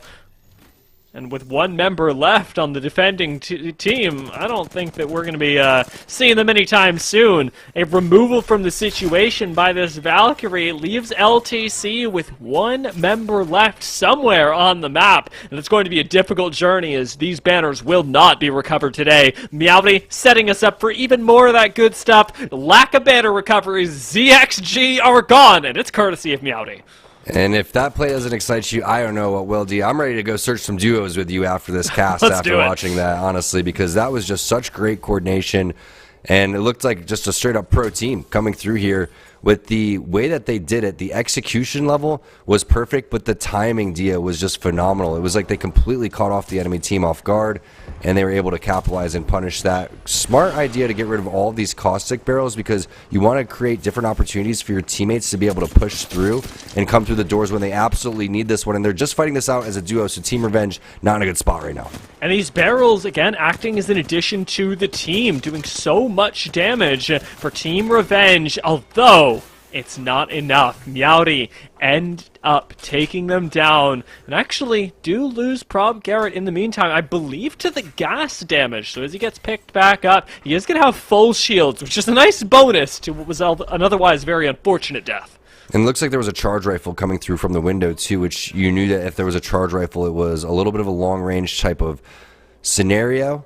And they are going to be able to get back up, as you said, and reset. But this is the building that's seen so much action because the zone typically continues to pull back here. Seer ultimates are going to go down. Great job from the Observer team to go and show us exactly what's going on. Makes you really feel like Meowdy is going to be able to push this third party if they're able to heal up as fast as possible. It's already 2 knocks coming in from Risen Rose, though. Flambeau and Impact down. Risen Rose again. Give us that trademark coordination. Clip are gone, and we're going to see a clash of the Titans here. Risen Rose have been on it today, but Meowdy have kept it going for the last 2 games. This frag-heavy playstyle, and in the air end up finding Flesh, frying, but not quite getting that knock. Cody packs it down underneath this building, getting a second to heal up. Meowdy continue that W key play style. Cody's got to stay with the team, especially in a lobby as rife with third parties as this. And you watch this team play, and it just screams Series E. The way that they're able to just showcase their skills, but, you know, not a lot of people know who they are. If you're really ingrained in Apex, if you search ranked consistently, you've seen these names before. But this is what they're about. They play this game so much. They're very feared in the ranked lobbies. They don't have as much scrim experience as other teams, but they have what it takes to play at a really, really high level. And you're seeing that right now from immediately getting ready and canceling the reses. Cody's been insane on this Seer. Every single move that he's done, besides a little bit of an overextension in game number 2, has been textbook. And I tell you, I cast my mind back to just last season as we were approaching Pro League. In Split 1, last minute had Garrett on their team, and though they showed up quite aptly last minute to the qualifiers and weren't quite able to get enough points in one day, they gave us the performance of a lifetime. These guys are fraggers through and through, and it is a joy to watch them make their way into this next zone, make their way further into this game, and likely come up against Redeem next, to have taken that really smart spot that I think Series E has definitely contributed to them knowing right up here on the fence line, a really flexible position with a lot of cover is now in the hands of Redeem. Yeah, that spot has always been a viable spot going back to even the Watson meta. It got even stronger once it was kind of Caustic, Gibby, and Valkyrie. Those were the spots that, you know, if you have a Caustic over there, you're most likely not going to get pushed because you can't really see where the barrels are going to be placed. But we don't have time to talk about that because Fully Torqued is fully sending over towards this squad. The flatline shot's looking great for your free XP, but Down to Clown is in the vicinity, avoiding where that Seer ultimate's coming from. There's the Newcastle wall coming down here very shortly for Holden. Ping is going down to where they need to set up and take down these final players, and they are all over the map right now. Really impressive group up from Down to Clown as well. It was a pincer maneuver with the team from above, who were just now coming around the corner and picking up some of the straggling kills that were left behind, with these two squads coordinating on the death of one, who do get to retake this typically power position, but in a ring that isn't pulling here. High ground has to be their focus. That and the balance between the two sides of this mountain that zones can pull to. The replicator there too, it's going to be a pretty powerful spot if you have crafting materials, and they do. So if they can get these kills, they're going to have as many resources as humanly possible. And with the zone kind of closing in behind them, they understand the scenario. But there's a random Seer that got introduced to the party, and it makes you wonder if they're going to go in for the third party after seeing that one take place. Maggie doing a great job of laying down the queue. They have the players in their sights, as well as Vize's priming this thermite, and if that connects, they are going to be burning to death. But instead, it does not. Just provides a little bit of visual clutter. They also have the car with... Oh, great Maggie ball. Nice wrecking ball! Are you kidding me? Vizzy's playing out of his mind on Maggie right now. Soviets down already, and who still have their full three-man? Newcastle wall in front is going to get decimated by this riot drill as well. The Arc Star post-mortem is going to do absolutely nothing, and Tag NA trying desperately for this third party, still end up on the low ground, are still quite literally fighting an uphill battle, but they've taken down Great Sword. That's the Gibby. What can they do next? Vize's down as well, and Tag NA, they're making it happen from this low ground, taking out the best parts of this roster. Cody's down on the other side, and Meowdy are actually making their argument for why they should be in the top 7 with a res on Cody and a quick escape. Cody's going to have time to pop this Phoenix kit. They don't know how many teams are actually over here. Again, without Valkyrie, they need to go and fight through this. I mean, they're going to try to go around, but they have 28 seconds. It's going to be tough. Right now, you have a team that's on the outside. It's just a solo, though. So Zanu's just going to drop down, understands the situation. He could fly out, but this play could end up being an all-or-nothing play for Meowdy, right, Dia? Because they know that there's one team over there. They don't know how many teams are on this side, so they have to continue to push up blindly, use Cody to try to find out what the angles are, and this is what I was worried about for Meowdy. They now have to fight a team immediately. And this alone, with the defensive bombardment right on top of them, can stall them out to the point that you never even get to see this next zone. Rings starting to close now. No relocation possible. It's forward or die, and the W key for Garrett is going to only work for so long. Bubble is out. It's gone. Gravity Lift has got to get them into the zone as the zone is doing work for the team ahead of them. Out comes the black hole. Up the Gravity Lift. The second one we go. And Shrev Stacks is gone. Meowdy, from a health disadvantage, are winning this fight. An amazing flank from Tryhard. As with a Peacekeeper, Kapub, he takes out Risen Rose and moves Meowdy to the top 6. Is he going to be able to crawl out of the zone right there? If he does, and they win this game, that is absolutely insane. Awesome tryhard with the play. You know, throw out the play what Crozo did in game number 1. That was the play of the series so far. Ridiculous, as Mooman's got his patent wingman in the back pocket. They're looking for some blood underneath the bridge over here, trying to find the thirst onto that player, but at this point he's getting hit from all different angles. That's going to be Tag continuing to put in some serious pressure as 3 players actually get located down below, one of them fairly weak, but Mooman needs a res, and it doesn't look like right now they have any opportunity to get on over towards him. Maybe they're going to be able to throw that Horizon Q down, and they do get Cody back up. A 2-man squad over here for Meowdy. What a play from Awesome Tryhard. There's no way they should have won that team fight. We've seen Redeem pull off crazier things with Meowdy right next door to another squad. They still are looking for fights, even as a two-man, even without the safety of this Gibraltar bubble. A legendary push into the zone is going to be followed up with an even more legendary addition of KP. Buff aim assists, the last player gets taken out, and we continue to move ourselves forward. 5 squads left, so many placement points, and Redeem fighting up on the bridge. Tyler's down. Sniper gang are out, and Redeem move us into the top 4. They own the high ground. Can they finish this game? Yeah, Mooman with a little bit of an overextension right there. Both of his teammates were on the bridge. They weren't able to get him back up. But look at the position that Meowdy finds himself in. Yes, they are just duking this out as a duo.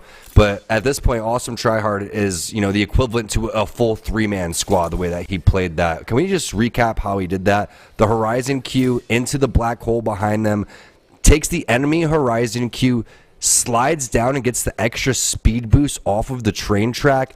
One clips one player, double pumps the second one, and they end up taking that fight. There's no way they should have won that fight. Not only that, Cody ends up crawling out of the zone.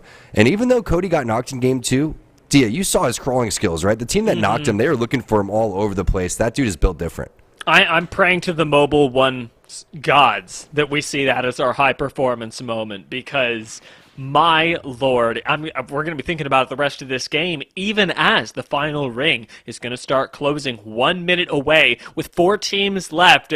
Transatlantic Gaming, who have had a really good game, their best so far, sit in what many would consider the god spot, with Redeem in yet another place of power up here on the bridge. Great shots there from Redeem. We have our number 1 and 2 teams in this lobby right now, and they're both shooting at each other. You can see Tag is inside of this trailer area. Eventually, Redeem's going to have to make their move, and it makes you wonder, how are they going to do this? It has to come around Joey Blackout and his Newcastle wall. So in terms of how you're going to play this, you have a duo on the opposite side. You have a solo directly beneath you. And these are the 2 teams of 3. The one team that you're looking at on your screen and the team inside of that blue trailer. Now, both these teams in first and second are the teams that will have to move. Tag's going to be in a great spot over here. So Joey Blackout needs to figure out where he wants to lay that Newcastle wall. And that's exactly what the pings currently happening on your screen are for. Meowdy are measuring their own decisions. Remember, they don't have any defensive capabilities, so where Redeem's tenacity in this game will be determined by where that Newcastle wall is, Meowdy don't have the same privilege, and instead are going to move into a really good spot for the end game, but also a position that Redeem up here are envying. Already taken down Awesome Tryhard. This could be the go button, but they're keeping their eyes on Tag right now, not wanting to be shot in the open space. Really smart play to use the Arc Stars beforehand. Wow. Huge Go, damage go, go, coming go, down. go, The go. black hole follows in immediately after that. You still have the solo directly behind them, but while that's happening, they're getting distracted, and Meowdy is getting the res over towards the side onto Awesome Tryhard. Cody's going to take on over towards the sky. Joey Blackout goes down. Crow's Show is alive still and fully healthy, but that was a little bit of a mistake that they weren't able to clean that up fast enough because Meowdy's still fully healthy. And Redeem are down 2 players now. Meowdy still have the high ground. They still have everyone up, and the squads are eliminating themselves. Redeem are gone, and Meowdy from this height are going to be able to take out yet another squad. Vermouth are out, and Meowdy could win this as a 2-man with the damage from above. The Havoc does the work, and Meowdy take game 3 in style. Meowdy is making their names known, the statement game of a lifetime right there. We've seen some amazing plays coming out from duos. Awesome Tryhard, the MVP of the night so far with that Horizon play. There's no way they should have got out of that fight over towards the high ground, going on over towards Tree. Again, the one clip into the double pump shotgun. Cody crawling back on over, avoiding a little bit of that Arc Star damage, being able to help get the res over there. And then everything kind of aligned. You had a feeling as soon as that big damage came through onto Tag, that, okay, one of 2 things is going to happen. They're either going to mop this team immediately and then shift focus over towards the side onto where Meowdy's at, but they didn't do that. They came through and let the batteries happen. There was a little bit of a stagger in terms of how they were going to go and push that one, and Meowdy ends up winning a game that they shouldn't have out of a crazy position. And this was an insane game for them to do it in as well. So much blood was spilled over in the southern end of this map, and unfortunately, off towards the north, we had some premature expiries as well, with Slept On and Phase 1 taking each other out of the game so early. These are two teams that we're expecting to provide big competition to the rest of the lobby that are doing the work for the rest of the lobby. A big shout out, however, to Risen Rose, who I'm reminded by this replay had an incredibly coordinated game. Yeah, they really did. It was so impressive to watch just the flying Gibby come down over here. The fact that they didn't care about that Seer ultimate, they were so aggressive. That wrecking ball that came through was amazing. But this was all taking place with Meowdy on the opposite side of this choke over here. And they had a decision to make. Are they going to push through?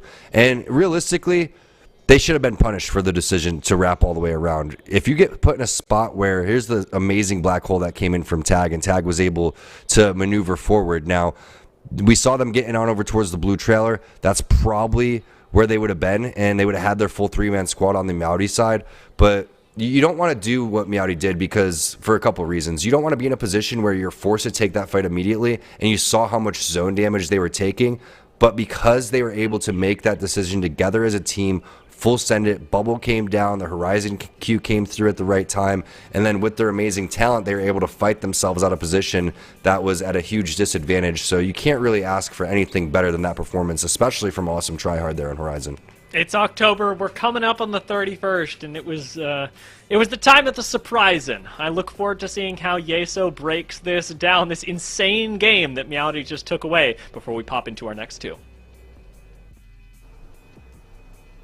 What a finish there from Meowdy, and that's twice tonight we've seen the two-man able to grab the win. Though I would say this game not as tough for, at least the end game in that final fight, not as tough as Redeem had to battle through in game number 1 of the day, but Meowdy still looking really strong, and unfortunately, T-Squared breaking it down there. Redeem getting that wonderful black hole down on top of Tag, laying down all of those nades, doing absolute numbers, but the problem was the finish was not decisive enough. They did not react and try to follow up on that ultimate. It seemed like they were really hoping they were going to get the knocks with the rest of those nades, and unfortunately they didn't, and that meant that Tag got the opportunity to get some bats off, which really cost Redeem as they go out in 4th place. Well, let's look at Meowdy and how they were able to get things done in this game. They pick up 10 kills in this one, a 22-point performance, and it's really awesome tryhard that we can say so much about. 5 kills and 4 assists, the most damage on the team, just short of 1,500. And if we take a look at our Mobile 1 high performance moment, you can see an incredible play from Awesome Tryhard, really living up to their name a little bit, in a good way. But this is the chase before top 6 that T-Squared was talking about. It's one grav lift into another as the enemy Horizon throws it down. Awesome Tryhard with some good shots here, able to break the armor. Doesn't get the finish, but it doesn't much matter because this clean slide into the one clip with the R301 and the 2 tab there with the PK to finish the kills. And if this doesn't go as cleanly as it does for Awesome Tryhard, you may not even see Meowdy win this game because they possibly get turned on and finished off with Cody already down here to the zone. So it really would have been very, very bad. But Awesome Tryhard absolutely clutches up here to keep Meowdy in the game, and it's a big reason why they were able to take a dub here in game number 3. And with just 2 more to go, Meowdy have been looking really good. They've been stacking points so far. They were in 1st place going into game 3 despite not having won a game, and they're really going to pad that lead here with this 22-point performance. So well played from Meowdy. They are absolutely just stacking points on our Mobile 1 leaderboard with the way they're playing here today. Redeem also important to mention with another solid game. They're finishing in that top 4. They're going to be feeling comfortable in 2nd place, still with some more work yet to be done. We are going to go to a quick break right now. When we come back, still 2 more games to go tonight before we wrap up our first night of qualifiers. Do want to remind you folks all once again, remember it is cumulative points all across our qualifiers. We want to make sure if you are playing tonight and you haven't already done so, make sure you are signed up, registered for tomorrow's qualifiers as well as the final 2 weeks from now. If you haven't already signed up, sign up already. Esportsarena.com. Head over there. Make sure you're in for the qualifiers. You cannot just show up on one night. You've got to perform across the entire quals. So head over to esportsarena.com today. Make sure that you sign up. We're going to a break right now. When we come back, 2 more games to go. Listen up. Esports should be for everyone. That's why Esports Arena's launched our own tournament series called Player vs. Everyone, where you get to compete at multiple different titles, multiple different locations, whenever you want. Just watch this and check it out. I believe we have the best Apex Legends PvE player. Oh, I think he's close to breaking the record. Best Apex Legends player in Scottsdale, Arizona. Whoa, whoa, Tyler, hold up a second. We got someone out here in Salt Lake about to smash the record. What'd I tell you? Salt Lake City, every time. PvE has something for everyone. Here in Miami, we absolutely crush it at Mario Kart. Coming to the final part. Oh, there we go. And that's going to be the top score for the day. See if you can beat that on the leaderboard. The day's not over yet, Luke. Here at Esports Arena Cincinnati, we have somebody who's going to beat the Mario Kart record. So close. But the good news is you can always try again. That's PvE in a nutshell. So find your nearest Esports Arena because it could be you atop the leaderboard. See you later.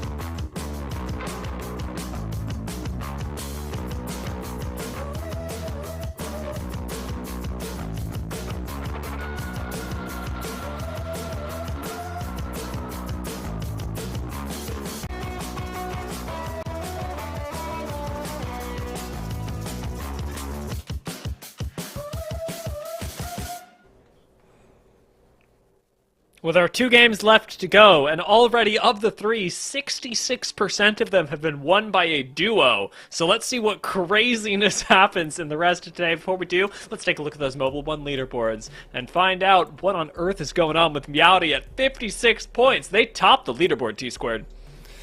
Rightfully so. When you watch this team start their fights and the way that they just constantly play aggressive, it's awesome to watch and awesome try hard. That's the guy to look out for. Really, the Horizons have to be those entry fraggers for so many reasons. You have Valkyrie who can come through and fly around and distract, but between the black hole and the displacement that you can do, and then the Arcstar follow-up, there's so many opportunities with the grav lift and the high ground. That's why you're seeing Horizons making a huge difference in the ALGS in Series Z. We saw it with MJ on Team Mike and Ike, how he was almost able to put his team on his back, give his team confidence. It's a full team effort, don't get me wrong, but Horizon is that player, is that entry fragger, is that main slayer that you're seeing in Apex Legends right now for those reasons, because her kit's so strong, and if you're able to utilize that kit, everything about her is great. The passive with the moonwalk that you're able to do, or the moon slide, the Q with the grav lift, and again, that black hole, everything about Horizon screams go and make a play. And Awesome Tryhard is making plays. Meowdy's making plays. They need to continue to follow it up. And Dia, you called it before we started today.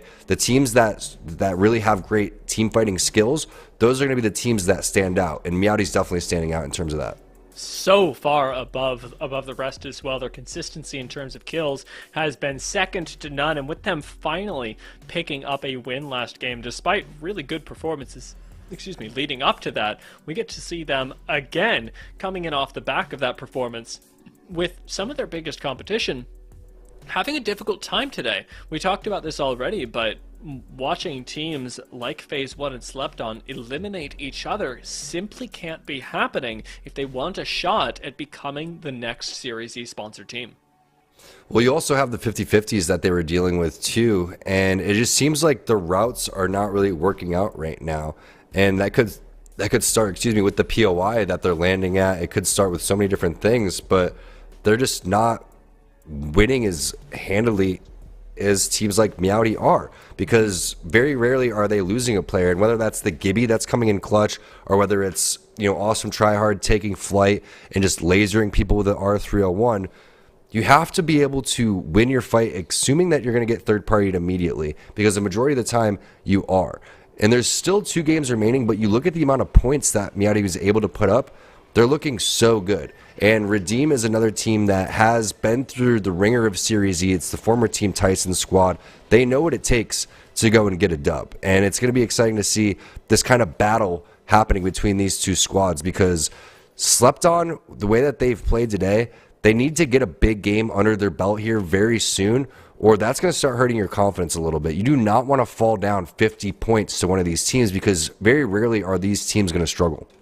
It's absolutely true. As slept on, I mean, being able to stabilize mid-tournament is going to be an important skill set for them as they continue forward in their professional careers. For so many of these players, like those on Meowdy, they've had the opportunity to do that already, to practice that skill set. We'll see what ends up going on for them in the remainder of their games. As ZXG fight their own 50-50, though, the downfall of so many teams, their 17th place remains to be pushed forward. They've only got 6 points so far. Nice 3 would round that out real well, but the Arc Stars don't connect, and instead, Ordinances come right back at them. Already, we've got some members of Slept On falling as well elsewhere on the map. Well, the battle with ZXG by Countdown rages on. A Spitfire from above, finally cracking the shields. And a great job, even though they don't have really the head glitch here. You can see Slumped and big flank with the triple take coming in from Rowdy, and Slept On ends up getting eliminated. Rowdy's still in the vicinity. Wow. Phase 1 going down, and we just highlighted these two squads. And Dia, you hit the nail on the head again in terms of what is going on. It's the POIs, it's the landing spots. They just haven't been able to get their footing. And unfortunately for them, it's another 50-50 contest that now has got to seriously, as you alluded to, be hurting their confidence as well. Shifting landing spots happens to everyone, but losing all of those contests is really dealing the death blow to the mental, with Buff Aim Assist definitely not feeling the repercussions of that. Instead, looking for some early, easy kills of their own with squads that have already been taken down to 2/3, half of their full power. C. Davis, nice use of the jetpack into the Horizon Q in the grav lift. As you can see, Rice Panda, the first player to get knocked on this squad, and the hunt is on for the remaining players over here. And Redeem has looked good over towards the Countdown side, and I like this idea. They haven't really felt pressure from this Lava Fisher team, so they said, you know what, let's pressure them and see what squad this is to begin with, because this is going to be a secluded fight. 9 times out of 10. The only team that's going to come back here is Landslide, and very rarely do you see a team rotate Landslide to Lava Fisher unless the zone's going to be back here. Maybe a Trials team, but Trials doesn't, it's too long of a POI to go and loot because you have your teammates over towards Skyhook as well. So Redeem's able to recognize the timing of this. They get their armors, which are typically going to be, again, 2 blues and a purple, just like they did right now. It's a very fast POI to loot, get out of there, and you could be over here before Zone 1 starts closing, and right now they caught one team off guard. And we've seen this time and time again when we look at the mini-map. The team that is landing over here is kind of posturing towards the Countdown area, and they seem to be a little bit split. So Redeem's able to take advantage of that and pick up some early KP. I wouldn't be surprised to see them do that in the next game, go from Countdown right to Lava Fisher, and try to pick on the squad.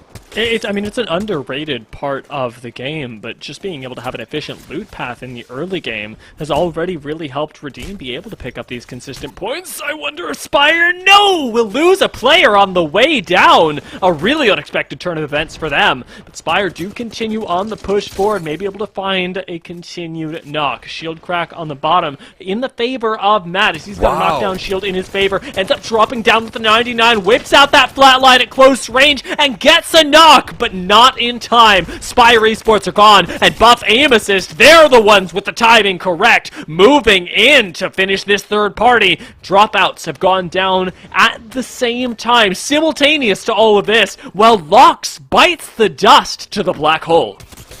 Yeah, great push here from Buff Aim Assist, though. They should be able to close this one out. Lox does get thirsted. Makes you wonder, is there another team over here? Could there be multiple squads? Sniper Gang's out. Perspicacity is out. Nice. Multiple teams are getting dropped left and right here. The aggression in game number 4, excuse me, is really starting to pick up, because you can see in that top left, people are understanding the math right now. They need to start full sending. They need to start playing aggressive, and you expect even more aggression going into game number 5. Nice moves from Zainu as well, really using the verticality that he's got in his advantage. since we've got a respawn that's going to be necessary, he's already started on that plan, while Team Revenge are working on a recovery plan of their own, and Redeem are just continuing to get aggressive. Joey Blackout's down, but in the final 1v1, it gets turned on its head again, and Z Davis has got to play the hero now, or we could see Redeem falling way too early. He's getting beamed and playing around this mobile shield almost doesn't go his way, with ZXG finally down and Redeem barely alive. Little bit of a mistake here going for Crojo first. Definitely want to go for Joey Blackout, but either way, great clutch coming through from Z Davis. Great use of the knockdown shields, using the automatic weapons as well. Zone's going to pull over towards the southern side. It's going to be over towards that launch site area, and you can see Meowdy making their way down there. They have two teams that they could potentially pick on. Looking on over towards Thermal Station, still have Loxkey and Zanu in a great spot. Nobody's in the area to try to take down Redeem, so they're going to be okay on the rotation coming in from the west side. And things should temporarily slow down here unless Meowdy wants to pick up the pace. I'm hoping that they do. We know that there are already teams in this area. I believe it was Revenge that we saw earlier with Cody taking a breather, figuring out what we're going to do. I was hoping for the flank, where we do get that taste of Revenge, who are down on the low ground in a, I will say, much easier to hold position, despite the fact that they are one of the teams that are running Loba and not Caustic in this case. Had an opportunity to look at the replay because we're about 30 seconds staggered on the stream, and I have the stream pulled up, recapping kind of what Z Davis's play was. I love the way that he was able to maneuver around the rocks. He takes on over towards the high ground, hits the PK shot, and then immediately starts collapsing. He was very, very split from his team when that fight started. Crojo got 2 of those knocks, and then Z Davis is able to come through and clean up, and that is by far the most important fight that we've seen in this particular game number 4, because that's the team in second place trying to catch up, trying to redeem their spot back into Series E after being Team Tyson. 49 points. They're only a couple of team kills away from being able to catch up, maybe some extra placement points along the way, but now they're going to start making their way back on over towards the zone. Skyward Dive is going to be coming up here very shortly, and they have an opportunity to still foot it in or just take to the skies and see exactly what the rest of World's Edge really starts to look like. But again, Z Davis understanding the situation. He watched Joey Blackout and Crojo clutch it out in game number 1. He has to be able to clutch it up in his own rights, and he found his moment in game number 4. I'm glad that he did as well. I was noticing him engaging on Twitter with the I coached them the whole time. Don't worry, it was me. So now he's got 2 shining moments under his belt. Not only can he coach you to victory, he can also carry you out of that team fight when it's really necessary. As they move down, though, I respect that Redeem have been able to press this advantage that they have over the other teams in terms of their coordination, their loop path, their timing, and turn it into a higher paced game, one that they're recognizing they absolutely need if they want to be able to top Meowdy today. Here's the push coming in from where Meowdy made their play originally in the previous game. Z Davis trying to entry frag in there. He's got to be careful. You can see how staggered everybody is. Joey Blackout was so far away. You definitely need to stay shoulder to shoulder with your team in this type of instance, but this could be an opportunity just to get to the back of these buildings and Skyward Dive. But Famous are getting pretty aggressive on this, and they've spotted the Valkyrie out on the side. As long as you know where Valk is, as long as you can collapse on her, you can keep the team from moving anywhere, and Zainu is absolutely doing that, has the backup of Locks as well, and just like that, Z Davis is wiped off the face of the map. Arcstar not going to be able to answer back, as Buff Famous is to get the shield bat off, and instead it's Crojo versus Locks, Horizon versus Horizon, and it's Locks that goes down. Crojo winning the 1v1, with Buff Famous scrambling now to recover. They pop in and end up taking out Redeem with a flank from Key and Zainu.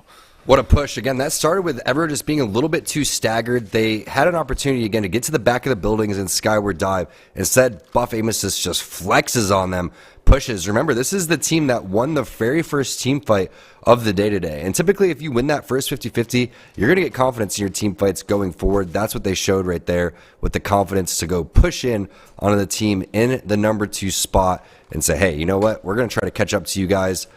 Tough break right there for Redeem, but much needed for Buff Aim Assist. I couldn't agree more. This is a day that I think should have gone their way just as much as we were expecting slept on, because Buff Aim Assist did have a really good day yesterday in the ALGS qualifiers, and while we were expecting them to have just as good of a performance, if not better, in the Series E quals. They've taken a step back largely, and with their team fight skills, haven't been able to convert into placements. I like that they've started off with that team fight again, and we're hoping that Vermouth can join them, but right now it's looking pretty impossible, already having to use both the ultimate and the attack from Wraith. Retrocity still alive, but not looking like it's going to be that way for long. The Ruse are right behind you, and Wraith Portal only takes you to your doom. Not quite sure what a ruse is. Maybe it's a kangaroo, but we know there's no Australian teams in here, just North America. But Fully Torque coming through with the longbow. Haven't really seen any of the longbow today. It's been that like no one has used it over the charge rifle, over the 30-30, over the scout, but it still puts in work. You have that skull piercer on there, the extended mag. So if you're in a good position, definitely a viable weapon overall, especially when you're posturing inside of the zone, picking people up from the high ground. There's going to be two teams in the area, so this is your reason to kind of move forward, but that's why if you miss your shots, just a little bit of an unforgiving weapon, still able to connect on 50-50 there, and get that Evo shield charged up on over towards purple. Now, this is the opportunity that Fully Torqued has been looking for. They've understood the assignment. The zone is going to close. All these teams from the northwest area have to move, and if they're not using Valkyrie, they're going to be in a pretty bad spot. And as long as you can maintain height here, Longbow's going to get a lot of value, being able to pick teams off as they try and enter, but Fully Torqued are split up a bit, and I'd like to see them be able to group up, put up this solid defense, and even have some more contributors to the long-range damage, so that they are able to convert it into kills. Otherwise, we're going to see them arrive in the end game, a very close circle with a very long-ranged weapon. Curious where some of these squads in the priority positions are, like Meowdy over towards the southern side, to get a great look of the flying camera to see exactly who's going to be trying to make the rotation and who, because they do have this Valkyrie, are in a pretty good spot in terms of if they do want to go and rotate. But a lot of times what you're trying to do is gobble as much real estate up and then make your play instead of just hitting the skyward dive and being forced into a poor spot. Double black holes coming from both of these teams. Zero marksmen are winners of game 2, looking like they have a team on the ropes. Holiday, the first person to go down. PK shots not connecting for as much as they were hoping for, but it doesn't matter. Papa Midget able to close it down, and the Ruse get dropped in 10th spot, picking up a couple of placement points, but not the performance that they were looking for, especially because we know how talented that team is. It's been a very stacked lobby, and I think that we're a little bit surprised. I don't want to speak for both of us, but when you look at these teams on paper, you weren't really expecting this level of play. And now you're starting to see why they're here. All of these teams have what it takes, and we're seeing some great individual play, some great teamwork from some unexpected team names. Is one of the fascinating things about the timing of both ALGS and Series E is that so many squads, as the caliber of Series E has continued to go up season after season, get to push themselves in both competitions, getting so much more exposure to teams both at their level and, in the case of Series E, above their level. And so, with the fact that we've got so many entrants that, like you said, sometimes seemed like they were going to come out of nowhere, they're even more prepared to play at this highest level of Apex because they've had so much more exposure in both of these competitions simultaneously. It's amazing to watch the phenomenon happen in front of us as the Apex scene as a whole continues to benefit from the increased knowledge and mechanical ability of its players. It's a great point as we see a little bit of a composition change. They got off of Caustic and switched on over to Seer, which I feel is a super smart move. Loba is definitely going to be viable in certain situations. We've seen a handful of teams like ESA, Liquid. They've used Loba at a very, very high level. Hopefully they're going to be able to find some loot as the rest of these teams continue to fight and take themselves down. Down to Clown, looking like they're down to push here very shortly. They have the Seer ultimate down. Arcstar's coming in from behind as well.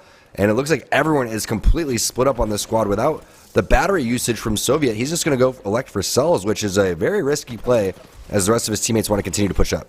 Down to Clown, looking pretty good right now. Dan does get peeked by the Peacekeeper, though, and it is their downfall, with Prophet falling as well. Fully Torqued are now on the push, and Down to Clown for all that they have had a pretty good day so far, are starting to lose control, and it is lost just like that. They're out as Zainu picks up the last kill, and Buff aim assist, now they start getting going. They get that data that we had already, that there's a pretty low player on the inside here. Zainu even tanks the zone to find the first knock on Zark, and as Key goes in, the melee whiffs, but he's still alive, most crucially in the face of that Peacekeeper, and Buff aim assist have got the flank angle. They realized they could shoot the fence, right? Okay, cool. Just wanted to make sure everyone knew exactly how Watson works. Just kidding. But you had a feeling that the previous team that ended up getting taken down, once they elected to go for the cells instead of the batteries there, they had 2 or 3 batteries in their back pocket. As Fully Torque looks like they're about to get dropped here very shortly, and they do. They go out in 8th place. Sometimes it's as little as communication as saying, I'm healing, but you don't say I'm slow healing, or you just kind of have that timing of when to take the fight. Standing in the middle of the open at the top of the staircase with the wingman not shooting the fence just allows you to be outplayed so hard. You saw the double PK pump come around the corner. Little minor mistakes like that, especially going for the cells instead of the batteries, are going to end up costing you. You're able to win that fight. You know the enemy team's going to have batteries in that instance. Now we move on to our final 7 squads, all full 3 stacks too, so we'll find out who's going to get the advantage here as zone number 4 closes and we get the reveal on zone number 5. 10 kills already for Buff aim assist. They are looking good in our final zone, especially with this fence line to be able to play a fence line that is barely not in ring next. An interesting conundrum for a squad that was otherwise positioned really well. They can't afford to move early, not into all the open ground ahead of them, but what they do have to do is make sure that the teams around the sides have got to move first. I look forward to seeing how they'll continue to play this as everyone is forced to make their exodus from launch site at the same time. 4 teams in there. Transatlantic Gaming, the only ones with a little bit of playable area to the north. And this serial goes down a little bit too early, right? They're terrified of the team that's directly above them. Escape is the player that switched off of Caustic and went on over to Seer. And typically you want to toss that right as the zone's closing, so now you don't have the opportunity to go and get pushed, because in terms of the fence line being out, this is the spot that they're going to want to take, Dia. And you're correctly assuming the right thing in terms of what Revenge is going to have to do, right? I mean, there's nothing that the enemy team can do besides go and Valkyrie out. And where are they going to Valkyrie out? So you have to think a little bit further ahead here. And Team Revenge most likely is going to get sent on here in the next 10 seconds. They've got their eyes on it as much as we do. Carlon setting up for the push, trying to grab some shield swaps in the meantime to keep his team and himself topped up in this RV, the place that they have to defend. Meowdy are making their push in, though. We talked about the grand exodus from launch site, and here it goes. They've got the flank on Transatlantic Gaming and already take down Flubbed in a mere half second. With first blood drawn, chaos is going to start breaking out, and Cody sends himself forward, learning from the past and keeping the pace up. Claybird is gone. Who are down? And Meowdy gets the chance to reset, turning around, taking out Tag, and with Cody on 1 HP, finally popping in to defend their Seer. We should have one more team in the area, but with Clip gone, that might be it. That could be all the teams from launch site. Buff aim assist looking like they want to try to play a little bit of this fence line. There is a corner, a sliver of it in. They're all going to have to be stacked on top of each other. But I love the way that Meowdy goes around and takes these fights. It's like an order of operations, like a math problem over here. As you can see, Team Revenge posturing up, getting ready to potentially toss these arc stars in. You can see the scan coming through. Big scan from the Seer. Escape looking like he wants to go and toss some arc stars in with Carlone as well, and they're able to connect on that, but they're getting shot at from the launch site area, and yeah, yeet! If that nade connects, it's going to do huge damage. Only 21. I feel like I should have gave him a little bit more. It looked like it was a stylish grenade to me. One team playing as a duo. There goes the Horizon send. And this is the power of Horizon in these instances in the team fights. No one shooting the black hole there for sticks. Multiple teams starting to push out. Meowdy senses a weakness coming out over towards the outside. And now we're in a 3-on-3 situation with Meowdy having all of the action in front of him. 0 marksmen are already gone. We're into the top 3. Meowdy controlling the high ground. This is how they won game 3. And it might be how they win game 4. Cody loses almost all of his HP instantly, though, and does have to back off for a second, leaving Awesome Tryhard and Prob Garrett to really apply the pressure. Prob Garrett loses his his shield, takes a second to reset, bubble down as well, and it's a crucial cooldown in this final zone. But the high ground still belongs to them. Nobody is looking at Meowdy right now. Instead, they are just killing themselves on this low ground with Escape trying desperately to push up. He's gotten angled on. Styx is down, and we've got a full team in this RB, a full team with nowhere to go. We've seen this zone before in Series E in Season 5 where Team Intel, it was their first new games as rosters. It ends directly out here. Right exactly where Meowdy was standing. They recognize the situation. If the teams are going to play at the very bottom, we don't have to stay in the ultimate high ground. We could just continue to push up, own this area. Team Revenge goes out. There goes the grab lift from Awesome Tryhard, and they can't even push out of that door without being fully sent on, so it's a very smart angle here. Now, if anyone has a nade, they're going to be absolutely done for. Here comes the push out, and they all have to filter through the same spot. Meowdy taking another game. Difficulty level impossible on that push. A stroke of genius with the gravity lift and the off angle just leaves Buffet Assist with no options. And it's that kind of big brain end game play that I've been wanting to see from Meowdy, our high fraggers today, because they've shown us that they can not only take out end games with style, they can not only take down teams in the mid game, but they can outthink you in the late. And again, you just look at the order of operations that they do everything. There's a checklist of what needs to happen. And you could go to their fight inside of launch site when they were having to push tag out. It was an immediate push from Cody to get the heart scans, throws the ultimate, finds out where the players split. They capitalize on that immediately. Everybody follows up. The Seer Qs come through at the right time. The grav lifts are always well placed. The black holes are well placed. The bubble and defensive bombardments. All the utility that's being used is on point at the exact timing that they need that as we go through some of the replays. And it's something that I'm noticing is even a difference with the rest of our squads. There are other teams that have comparable levels of micro skill, and they're the ones that have stood out to us at the beginning of the day, the ones that we try and highlight at the beginning of the day to say, hey, these guys could put up an impressive performance. But what I'm seeing from Meowdy that no one else has quite been able to give us is the coordination of a team that has played together for so long. You mentioned that these guys are ranked grinders, and the very fact that they've been playing together for hours on hours on hours, grind in, grind out every day, has really demonstrated itself because they don't even need to calm everything. There are quick, snap decisions being made that everyone is on the same page about because they no longer think of Apex as an individual game. It is a game that they play with their team, and right now they are one with their team.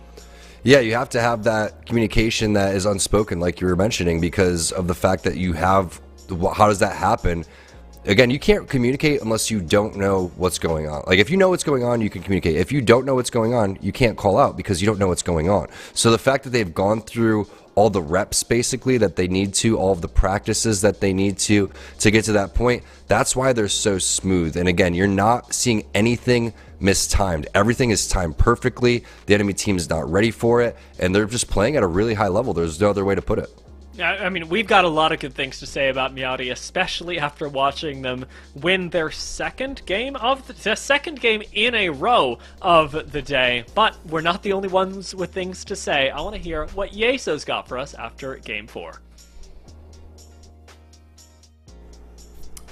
In first place going into Game 3 without a win, and then following it up with back-to-back victories, really just kind of says it all for Meowdy. They have been head and shoulders above the rest of the lobby all throughout tonight, and it shows on the scoreboard. And with one game remaining, Meowdy are just looking to pad those stats and really put themselves in a nice early lead here at the start of our qualifiers. Here are their stats from this latest performance. They pick up 11 kills this time around. This time it was Garrett's turn to lead the way. Damage and kills leader for the squad here, and Meowdy just looking good. And it was really key, that fight they won against Tag at launch site. The T-Squared was just pointing out talking about that order of operations, how they very systematically worked their way through these fights. They did that, and then it just wonderfully set them up with that high ground positioning on the rest of the lobby to where they could play slow, patient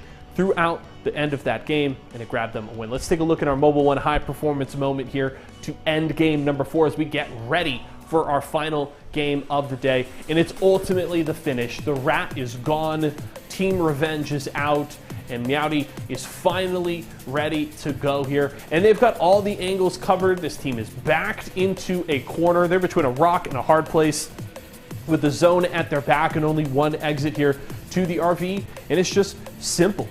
Well-placed little grab lift to keep them inside the door so that they can set up these angles, scan through to make sure that they're canceling any late heals here, and then they don't have a choice. It's time to get out of the RV, and it's time to walk into the absolute firing squad set up here by Meowdy, and they're looking really good. And you know, there were a handful of teams that going into tonight's competition you could have pegged as early favorites. Redeem certainly one of them, who a constant mainstay here in Series E open night competition, even slept on, who finished second in the Pro League quals just a night ago.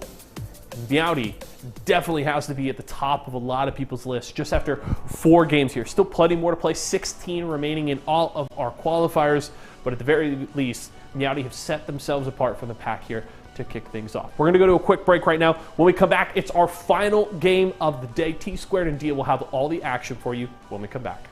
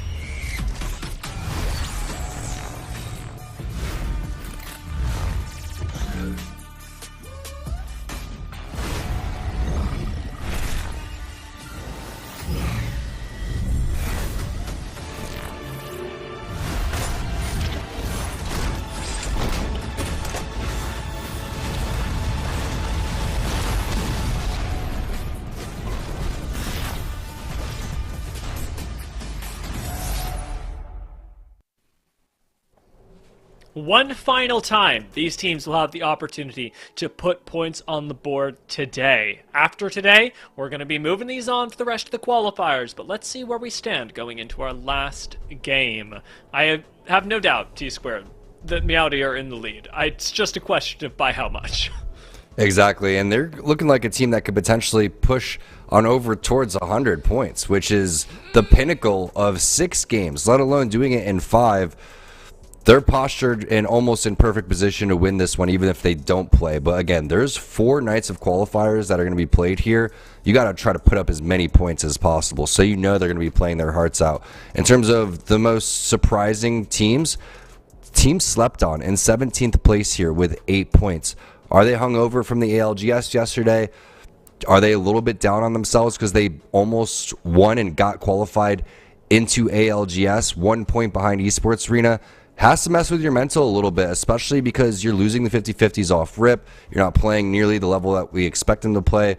But also, I don't think anyone looked at these lobbies on paper and said this is how competitive it's going to be, because this is a very, very stacked lobby with a lot of names we haven't seen before. But that's what Series E is all about, is finding this new talent, finding these new players that are come through and try to fight for these spots and get onto these partnered squads so they can get their salary, so they can get their contracts going forward. Phase 1 Esports, a very surprising team. Would never think that we'd see them in 20th place. Sniper Gang with Mooman on there, a former pro player. He's played at a high level in the past.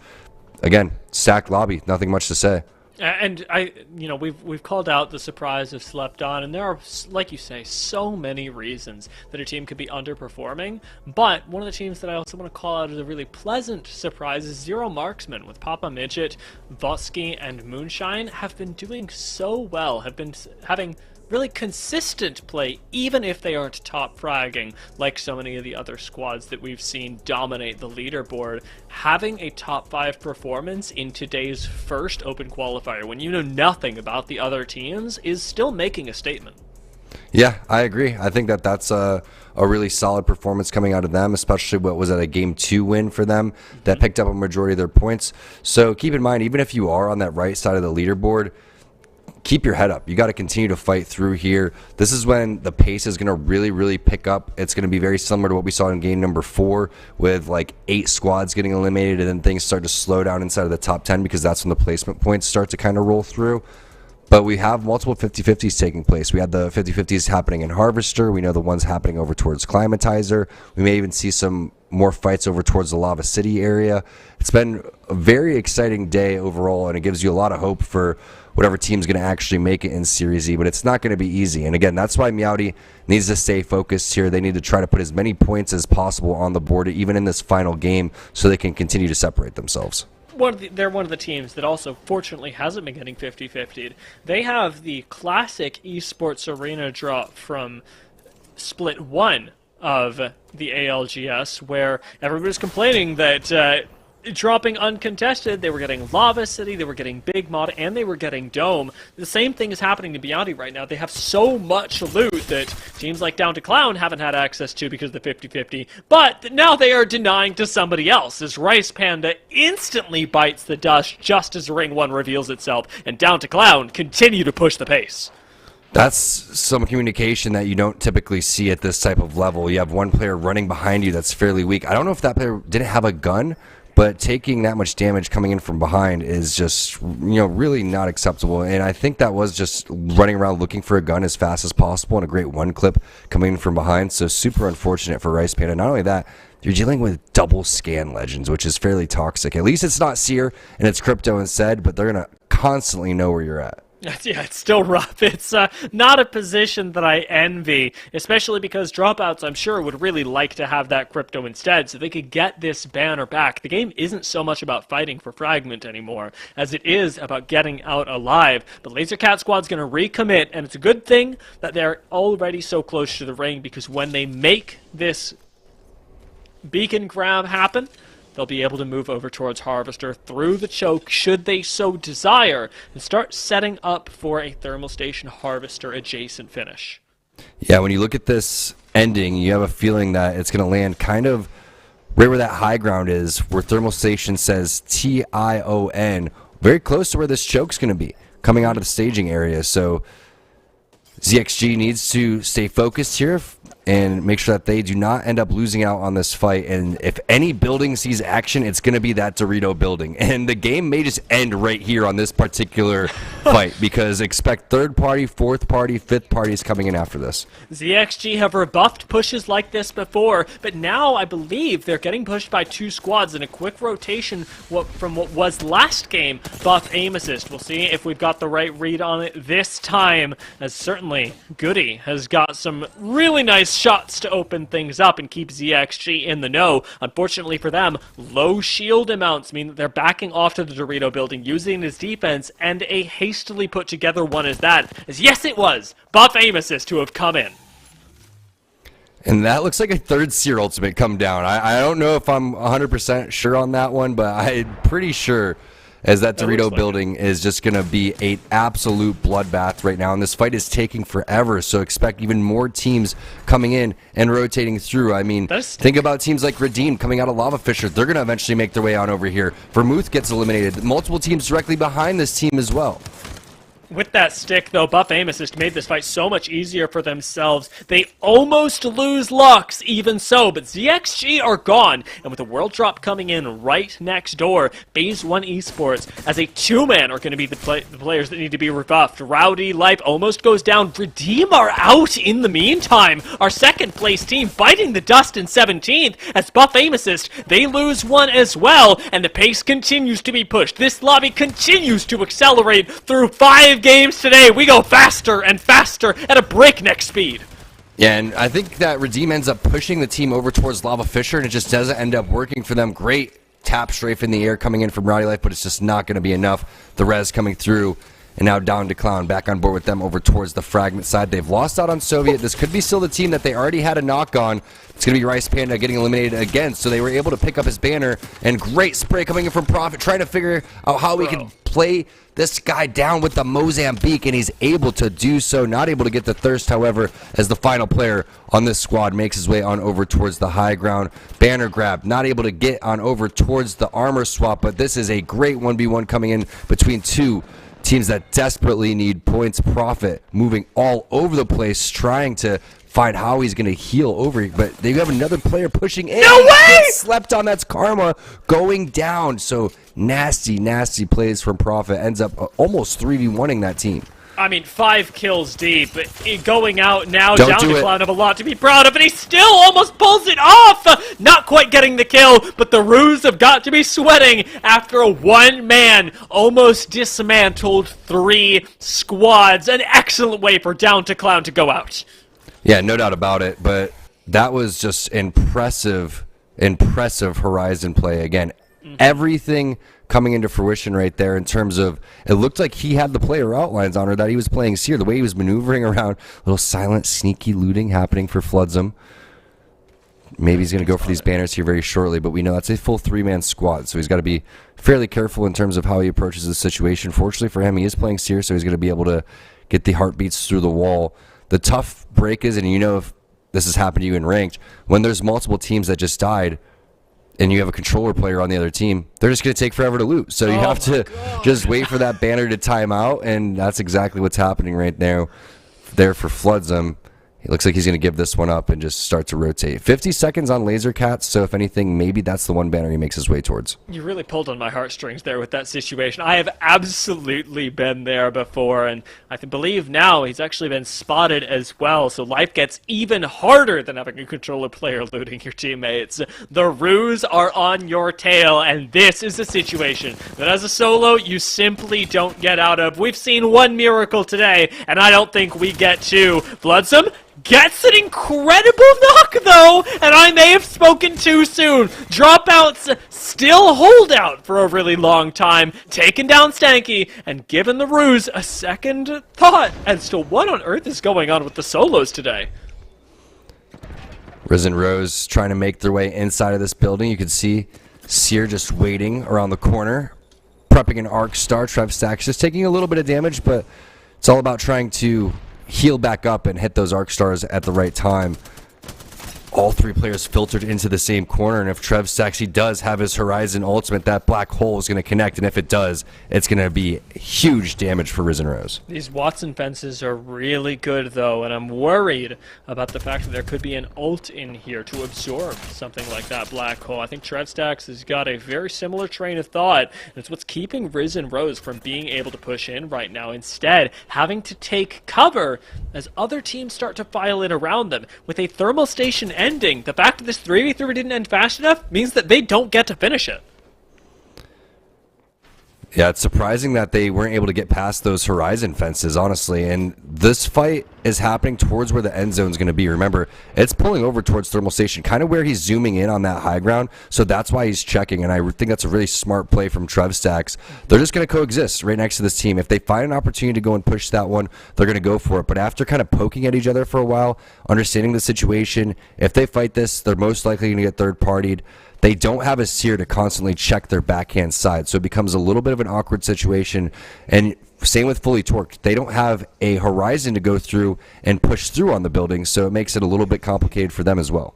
They found a rat, though. Zark sitting on the outside of this building doesn't seem to find anyone, but I swear I saw something from Poi on the heartbeat sensor. It seems like it might be on the other side of this wall, since we do have a team just stacked up against the side. And as this zone continues to pull down, places like where Mooman is right now, like that fence line, are going to provide you valuable stall-out time, where you get to say, well, we're going to take this position and just wait for us to Valkylt over, farm those placement points when we're already in the top 11 squads. Now, the best way to do this would be get rid of the fences and then entry frag with the Gibby bubble instead. Let me in! Plug Cube ends up... All right, that's a little bit of a grief there. He also doesn't block the door, so 2 major mistakes coming in. But now the push is coming in from Zero Marksman. They want to try to infiltrate this building, realizing, wait, there's another team on the opposite side, so they can't really continue to go forward. Very fortunate right there that the coexistence ends up working in their favor instead of against them. A little bit of a scary moment, to say the least, as Zero Marksman is trying to capitalize on a couple of our top teams already being taken down. They're going to need a big game here. Already 9 squads eliminated, no kill points on the board here. To push themselves even further, they'll need a foothold in these buildings, and they've already forced out a defensive bombardment, so I love that Papa Midget is keeping the pressure on, because it just takes one more misstep to maybe open the door to a horizon push. Zero Marksman, though, as you noted, know that this can get risky, and I like that they're playing things slow. Unlike we're getting on the outside, where Sniper Gang are just diving into the bloodbath. They've already gotten 1 knock, but with Tyler going low and actually burning to a thermite, nades are starting to cause some serious problems. Swag King is low as well and takes the second to pop a shield bout as Meowdy come in for a possible third party, already finding 1, but now taking shots from Zero Marksman on the high ground. Everybody is in this standoff towards the mid game, as there are 3-4 different teams looking at each other and going, who's going to int first? And interestingly enough, this is the slowest game we've seen Meowdy play. They've typically taken 2 or 3 fights, maybe even more than that, before we've gotten to this top 10 squad area. It makes you wonder, are they going to just kind of play around here, wait for the other teams to kind of eliminate each other, and try to milk those placement points to maybe get their 3rd win in a row? The confidence would start skyrocketing at that point, and what a story that would be if they ended up qualifying. Winning 3 out of 5, 3 in a row in our first night of qualifiers. That's what Series E is all about. The shots from Prob Garrett just looking so clean. Really nice play, and on the Gibraltar, G7 Scout is just a classic, especially when they've got that extra big mod reload speed and mag size. Prob Garrett's got himself up to purple, no problem, and gets to move up with even more confidence. Remember the bubble to make this a close range fight. He's got the Peacekeeper ready as well, and out it goes. Gravity lift be darned. We've got a black hole coming in complete safety inside this bubble for Meowdy, and now they get to continue looking for their prey down a bubble, but ready with the confidence. Bosky goes down, and I believe there's 1 more player left as Moonshine bites the dust as well. Yeah, Cody going to go for the blue armor swap, eventually pick that purple back up and start hitting that scan basically immediately. It's Papa Midget from Zero Marksman as the last player alive, and he's doing a great job of running, but how long will he be able to run from this squad? That just looks so darn good. The bubble placement right when the black hole was coming down, perfectly executed in terms of how you want to go and approach that situation, and I love the call out in terms of recognizing that that is a weapon that has come out of the big mod area, and you could just see why that POI is one of the best POIs in Apex. That and Countdown, and those are the teams in sitting in 1st and 2nd place right now. Not that surprising, understanding who these players are and how they're able to execute at such a high level. But this has been a little bit of a slower pace. I mean, we did have an explosive start happening over towards the Doritos side, but right now everyone seems to be posturing up in this final game, trying to get as many points as they possibly can. I mean, it's kind of how it goes, too, once we get whittled down to 10 squads by only Ring 3. A lot of teams who even want to fight, like we know Meowdy do, are having a little bit of trouble finding engagements that aren't already in a position of extreme power. You can't really find stragglers because there are so many buildings already occupied. I am taking a look, though, at that northernmost part of Thermal Station that we expected to be the God Spot, and thinking that there might be a minimap bug, because I think I only saw 1 player there, and that certainly can't be right. Meowdy are going to whittle us down even further, though, as Tryhard does again pull out those fisticuffs at close range. He and Cody should be able to win the fight inside this bubble, but safety will expire, and they've got to hide from other teams who will be poking at them at long range. Another great team fight win coming in for Meowdy. Garrett going to go with the battery instead of the armor swap. Buff aim assist, finding themselves a team fight over towards the bottom of Thermal Station. Spire getting eliminated. Key is going to end up hitting the armor swap, and a great job by tossing that on over by Zanu so they don't have to worry about going into one of the boxes, especially if you're playing on controller. That's super nice, and very rarely do you see your controller player go and hit that, as another kill is going to go in favor of Cody. That's going to be Papa Midget dropping, and oh my goodness, Key with the wingman, Zanu with the R301 just decimating Meowdy, and this could be it for Meowdy. It looks like the dream could be over. The bubble is perfectly placed. The res comes through, but that's going to be all she wrote if Buff Aim Assist is able to connect. There is a third party coming in from the high ground, though. Oh, no! From who of all squads coming in from behind? They could clean up both of these. Cody is down, and there's no way for Buff Aim Assist to survive anymore. A bubble to reset from who, as it seems like Gibraltars are just piling into this corner. We've still got one more squad who was in that fight that's got to expire, and Meowdy are out. Not going to be winning their third game today. Instead, who have got more loot than they could ever ask for, and still a ways to go to this next ring. Straight up melted right there. You could see Awesome Tryhard drop down to finish that kill. Hits the grab lift back on up, but the teamwork was insane. Comboed with the R301 with the wingman. The third party, so well timed. Now we slow things down just temporarily, and as predicted, yeah, this is where the zone continues to pull, and that's why you saw these two teams slow playing it, but what a collateral this would be. Poising his shot up, getting ready to rip faces. Oh yeah, I'm getting warmed up for a Kraber in the late game. The crazy stuff that can happen when you integrate this gun into the wild scenarios that are already going to occur. 5 teams left, and we're just closing in on round 4, so still so much space between these squads, more than you would otherwise expect there to be. But a nice spot has been found by Who right now on the outside, playing this, what I even hesitate to call head peek, but small bit of cover, and Poi has got to overextend if he wants that shot. He just turns around and stacks it on Plugged Cube. This could be the go button for Fully Torqued, because already Poi is in there like swimwear and waiting for backup. And the confidence. The Sear Q is just a little bit early, and you could see the bubble going down at the exact right timing. What a confident Kraber play coming in from Poised. I mean, I thought he was going to even just full send onto the res and start trying to go for no scopes, but looks like they're slowly going about this, and by slowly, I mean getting ready to rip some more faces as Poise able to connect on the Gibby there, but the arm shield plus the extra buff coming through is going to be enough to just survive temporarily, and you can see the high ground being taken by Carlos and his squad, but this Kraber is going to be game-changing for Fully Torqued if he can connect on some more shots. Team Revenge dominates the high ground, though, and while we've been watching these highlight plays with the Kraber, only 6 bullets are left, and 12 people still alive, and he's going to have to be conservative about how he uses these, especially if you want that end game mix-up that you can provide as Fully Torqued. I'm looking at Team Revenge and thinking, are they going to be picking up their first win of the day? Yes, they've got a long way to go, but this high ground isn't called a god spot for nothing.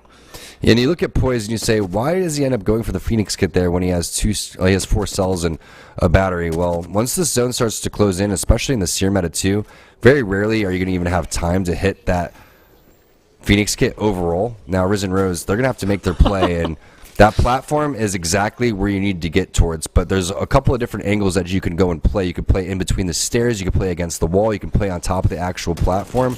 Those are 3 spots already that are going to be taken, so which team that makes it out there is going to have a huge advantage. That's going to be Poise going down first. Kraber is going to be taken down. Zark Lee, he's eating a lot of black hole as he's going to be also having to worry about the rest of the team flying in on top of his head. Risen Rose now only down to 2 players. Seer Ultimates coming in from both teams, but that's why the platform ends up being the god spot here. All of these teams have to rotate towards you, and Team Revenge looking like they are on the prowl now as the enemy team just dips on out.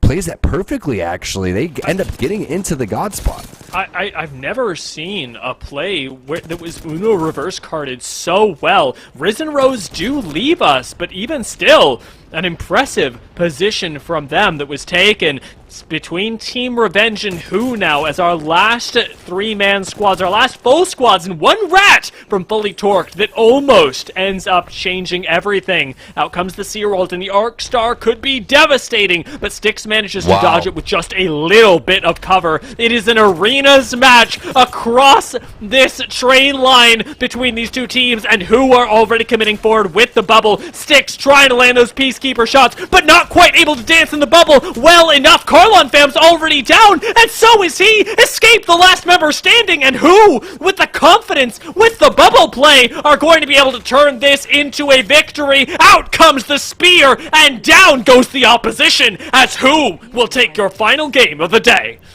What a play from Who. I mean, the advancing play into the bubble. The bubble was just so well timed, so well placed. They crossed the train tracks, understanding the situation that one player was on the opposite side.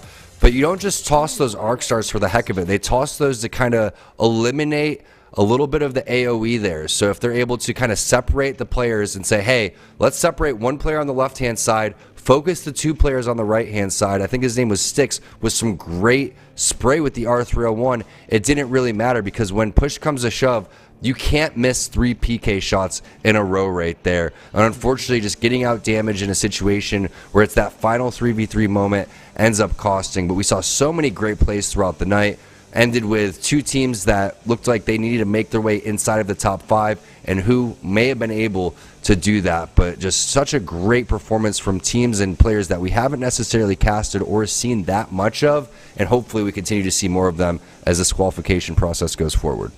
Watching all of these replays, I'm only left to think, what on earth? I do not envy the person who has to pick our Mobile 1 high-performance moment. I do not envy the deity that must perform the task, because we had so many standouts, even with Team Revenge, in their final fight, not quite able to close things out. Everyone was performing to a T in this final game, despite the speed at which the kills were occurring. And you just got to feel for Styx right there, because he did everything right, from avoiding the damage with the Arc Stars, the great spray with the R301, but the Horizon Grav Lift ended up being a little bit of a bait, because if he just ends up jumping over the railing and kind of sliding in and going for that, it's going to help where his reticle placement was going to be, just not fast enough recovery, and sometimes the PK is just a very unforgiving weapon. Either way, great job getting to that point. I love how they switched off Caustic and went on over to Seer. You could see how much Seer was more viable in these type of situations compared to Caustic, and it also helps you with this play style that says, hey, let's get more aggressive, let's look for more kills, and let's continue to add pressure, because tonight was all about adding pressure. Team Revenge gave us one heck of a performance, as did Who, as did Meowdy, as did every team that we saw hit the stage today. They went through a really unforgiving qualifier, and I'll tell you what, it's not our last one. We've got 4 of these babies, and we're going to continue them tomorrow. And before we end up closing things out for today, as it sounds like I'm almost doing, I want to hear from Yeso to see if he's got any additional notes for us before tomorrow.